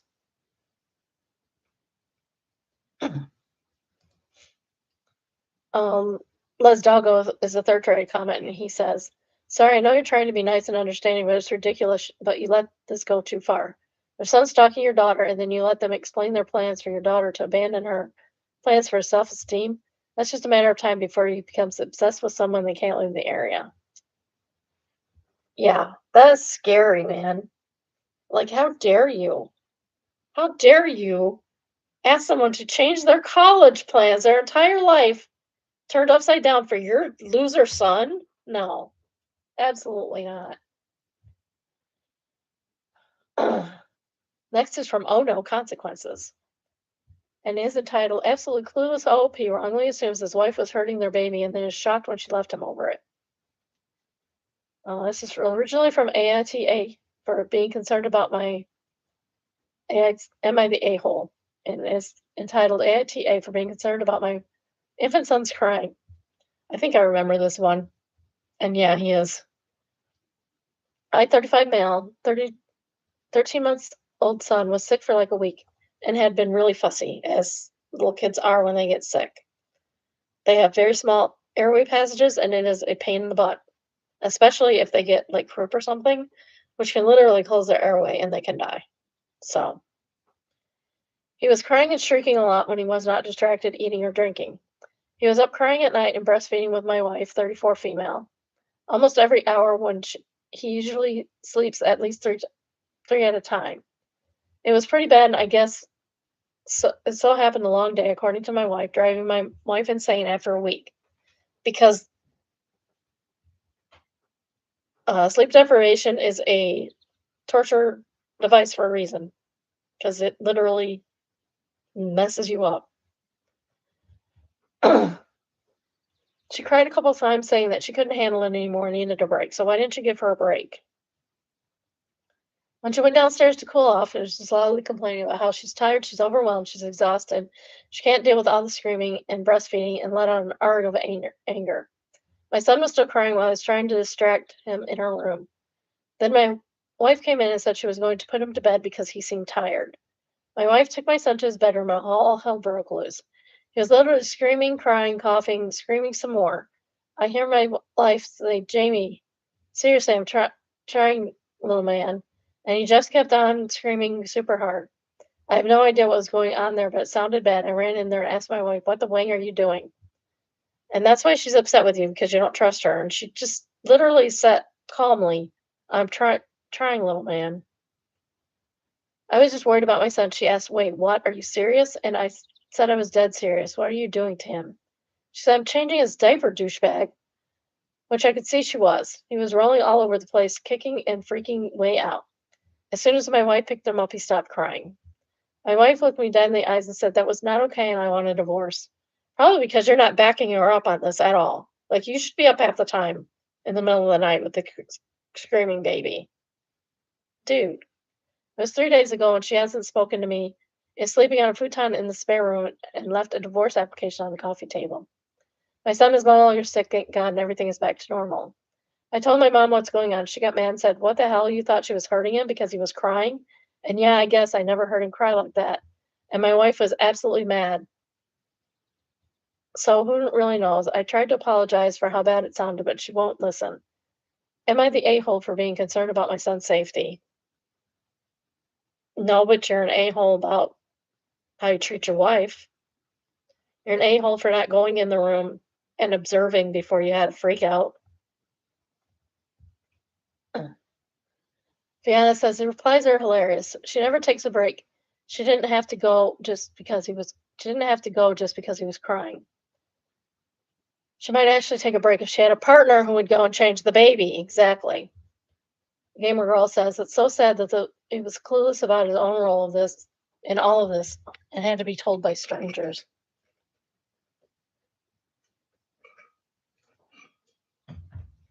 Banana said, just got to say that baby duties should be discussed explicitly and at length prior to planned pregnancy. And several times during pregnancy, up to and including a detailed roster of who does what, when, and how often. Way too many women just assume their man will step up and do stuff after the baby arrives. Well, that man has no such intention, nor does he even have a clue what to do and assumes all baby stuff is woman's work. My husband tried. He tried to feed my kid a bottle in the middle of the night, and I didn't pump well to begin with.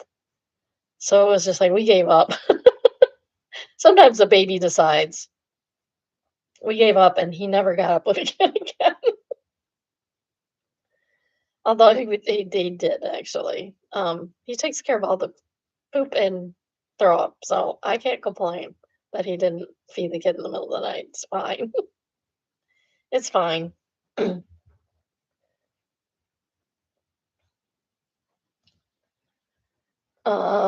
Gamer Girl says that poor mom having to do all the work, and then this guy just assumes she's hurting her kid.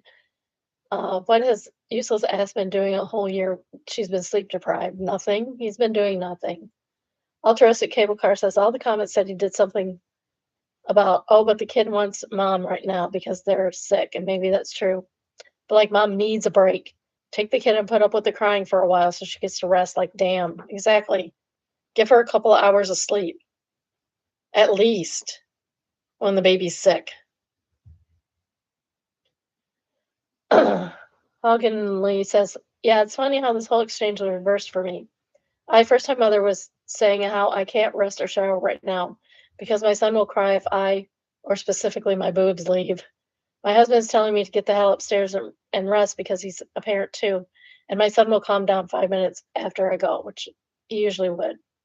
But then my husband is in a waste of absolute space that actually loves his kids.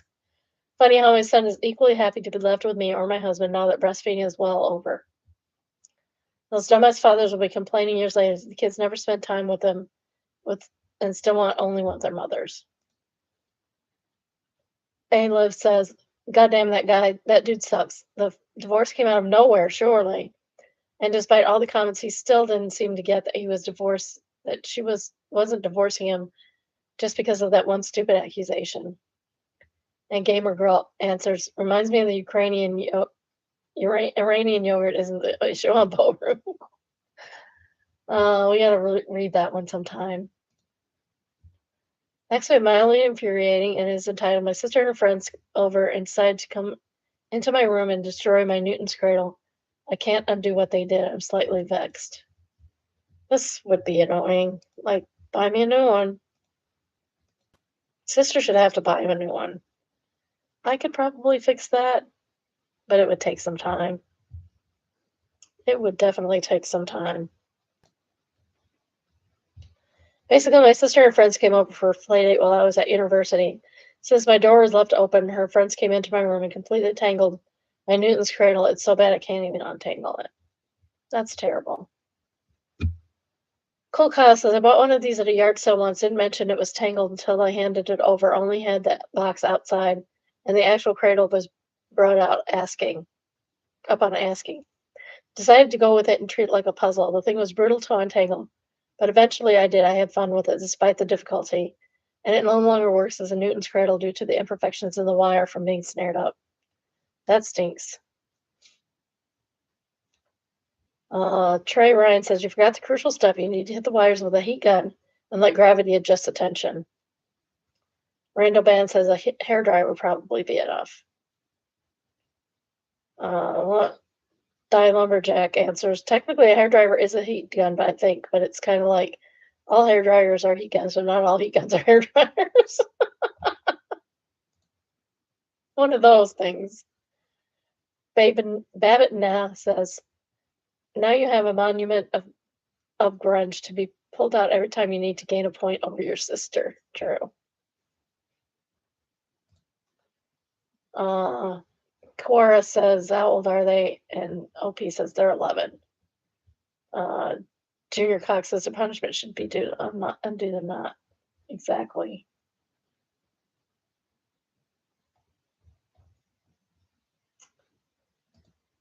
Next we have Wayne U. Karen. How dare the bank proactively protect my money?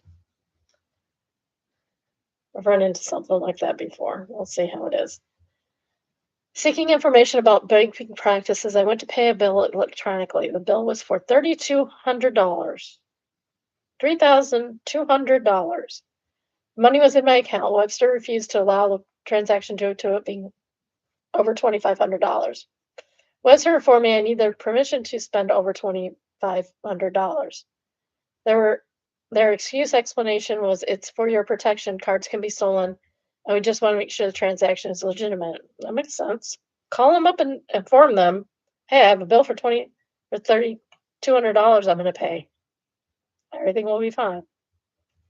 Let that sink in. At Webster, one needs permission from Webster to spend one's money if the payment is over $2,500. Yeah, okay. I worked hard for my money. I don't require Webster's bank's approval to spend it. Okay, and when it gets stolen, what are you going to do about it? Card/info can be stolen virtually anywhere now. So how is withholding my money protecting me? It now looks like I can't afford to pay my bills. I used a credit card, but there's interest that will have to be paid if I don't pay it off right away. So pay it off right away. What an idiot. If Webster really cared about fraud protection, they would contact me and say, are you trying to pay $3,200? Just checking to make sure it's you. That would be protecting my money, but also be appreciated. The question is, do other banks do this? How is it not fraud? I'm in disbelief that this is legal for a bank to refuse to pay a bill when the money is in the account. They can do a lot of things. Banks can do a lot of things. Like if they don't do crypto, they won't let you buy crypto with a money transfer from a bank. I know somebody that happened to. They're an accountant, and that happened to them. They're literally an accountant. I actually happened to walk into the bank as the situation was unfolding in real life. Lady was chewing out the bank teller for a policy he doesn't control.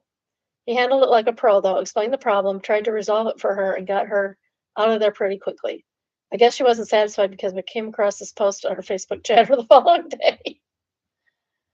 Thomas says, you know how despite being a bit overdramatic about how it makes them look, your bank sending you a text and an email first asking, hey, this is you, is what I'd expect. If yes, they tell you to try again. If no, they shut your debit card off. Kaya says, it's all performative, in my opinion. This is the same person where if the check didn't exist, would be screaming from the rooftops. So how Webster just let someone just take $3,200 purchase out of a checking with me. Exactly. Second temporary comment is from Blogger and Bluger, not Blogger, it's Bluger. 2 O's and 1 G, not 1 O, 2 G's.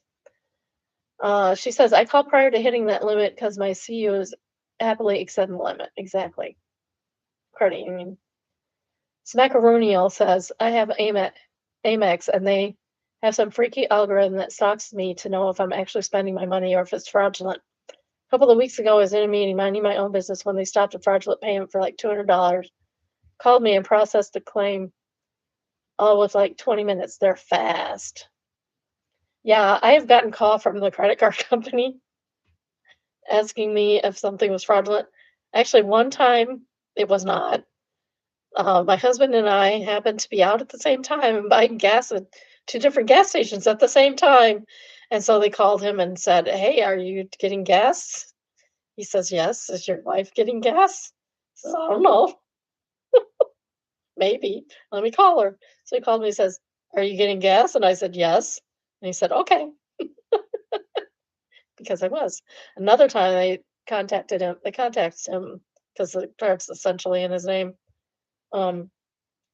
Did you buy $2,500 worth of airline vouchers in California today? Like, no. And then they're like, okay, we're gonna get rid of this card. We will send you new cards in the mail. Actually, they usually FedEx them.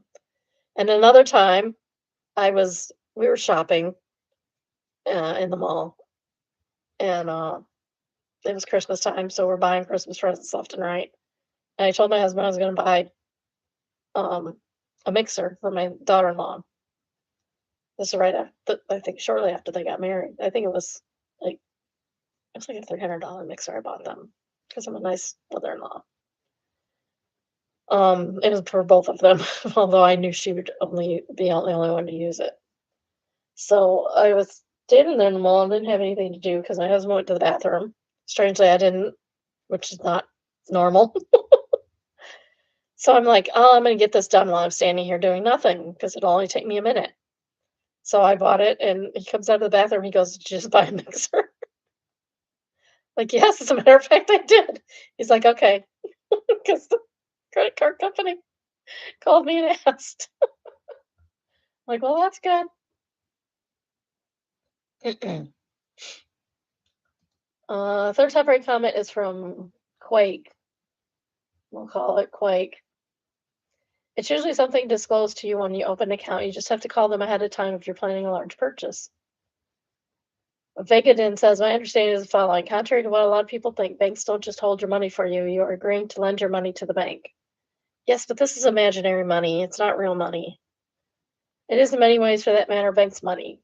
You can effectively call in your debt and have them repay it for most day-to-day transactions. And I'm going to read that because it's silly. Downtown Joke says, that's not quite right. Yes, banks hold and lend your money and stuff with your money. However, most banks will not tell you that you can't withdraw your funds. You're not walking out with $1 billion of cash without some preparations, though. You're not walking out with more than like $50K without prep. Mostly because banks don't really hold that much cash anymore. However, they will always cut you a check. Regardless of the funds you have in the account, it's all yours unless you specifically work with a part of the bank, like financial advisors or private wealth management, and agree for them to invest it for you. Next, we have Best of Vendor updates, and it is entitled, My Boyfriend Blames Me for a Business Deal Gone Wrong Because He Was Rude to Me. Originally posted in a relationship advice on March 15, 2021. My boyfriend Derek, which I'm going to call Dirk because all Dirks are jerks. All Derek's are jerks. Not all of them, but there's enough to give the name a bad name. And the guy that my husband worked named Derek is definitely a jerk. My boyfriend Dirk works for a bunch of businesses. Okay, the story behind that, I guess I need to tell you. So my husband works for the county, so of course they're in the paper constantly. One time they were discussing Derek in the paper, and they put his name in the article as Dirk, and I thought it was hilarious because he's a jerk, and I call him Dirk the Jerk. A few days ago, he wanted to meet with a representative of a restaurant chain in order to acquire one of the stores. Dirk invited Alex, the representative, to have dinner with us at a fancy restaurant.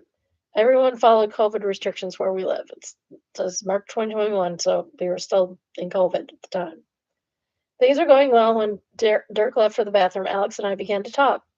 Alex told me his family was originally from Russia. I think we've read this one before. I told him my father trained in the Russian army. When Derek came, I was talking to Alex about a good borscht recipe.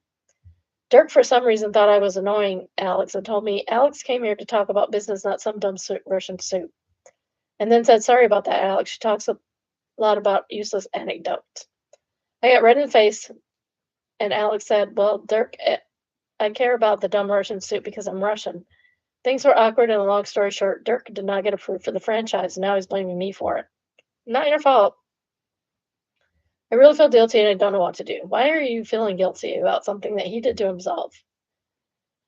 Relevant comments. One from your dad never loved you. Nah, this is all on him for assuming the conversation wasn't going well and that it was you. If he was smart, he should have just joined the convo and found more natural douchey way to move it back into the business. Your boyfriend sounds like a dick. Yeah, he's a jerk. He's Dirk the jerk. He says he has a habit of thinking whenever I'm talking to someone, they're annoyed by me. I've told him to stop, but he won't. Update, March 16th, 2021, the next day. After what happened, I started to reflect on our relationship as a whole. I noticed a trend that whenever I talked to anyone, Dirk would always be hovering over me. Not just business partners, but his family too during events. Also him insulting me for what I'd say was a trend I didn't notice until now. I told Dirk about this in the last attempt to salvage our relationship because he still had some redeeming qualities. I told Dirk I was thinking about breaking up because he didn't respect me. Dirk claimed I wouldn't because I needed his money, and I pointed out that I come from upper middle class family and I'm studying to become an RN, so I don't need anything from him but his respect. Dirk then broke down and told me he grew up seeing his father putting his mother down all the time. Dirk said if I don't have my own opinions, I rely on him for everything and won't leave. That is not true. Apparently that's what his father taught him. I don't know. I broke up with Dirk and I blocked him and changed my phone number after he threatened to ruin my life and tell the university awful things about me. What an idiot. Honey Yawn says, ironically, OP talking about the dumb Russian soup, i.e. food, with a representative from a restaurant chain was probably what would have gotten the X the deal. Exactly.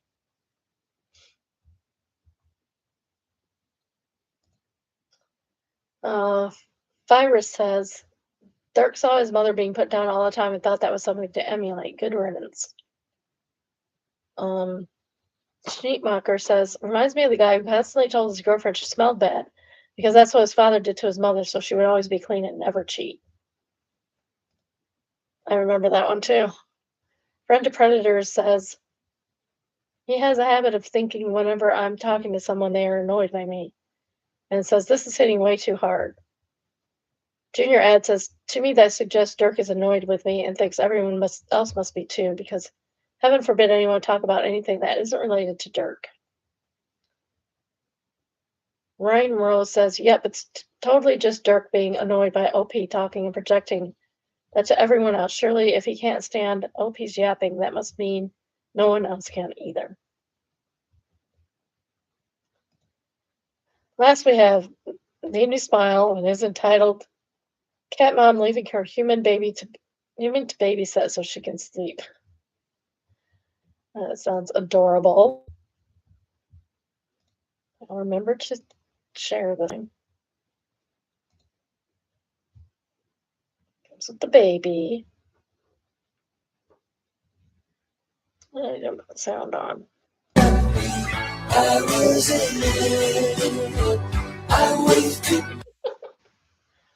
I'm going to take a nap.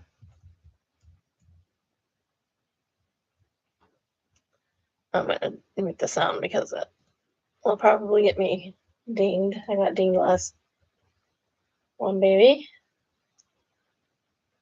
Two baby. She only got two baby. So funny.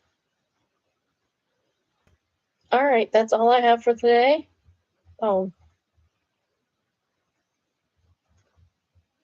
I will see you tomorrow.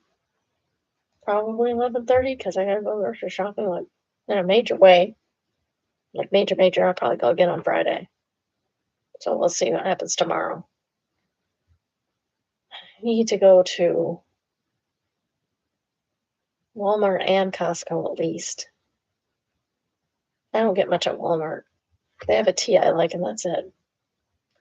If they even have it, so I should probably go tomorrow just to check and make sure. I have very few things there. Mostly Aldi. I'll go to Aldi and Costco. I could put Costco off till Friday. And then, as I said, I won't be here next week. So there's that. All right. I love all my biddies. Take care of yourselves. Behave. All that good stuff. If you're going to Electric Forest, have a good time. Bye. Love you all. Bye. Bye.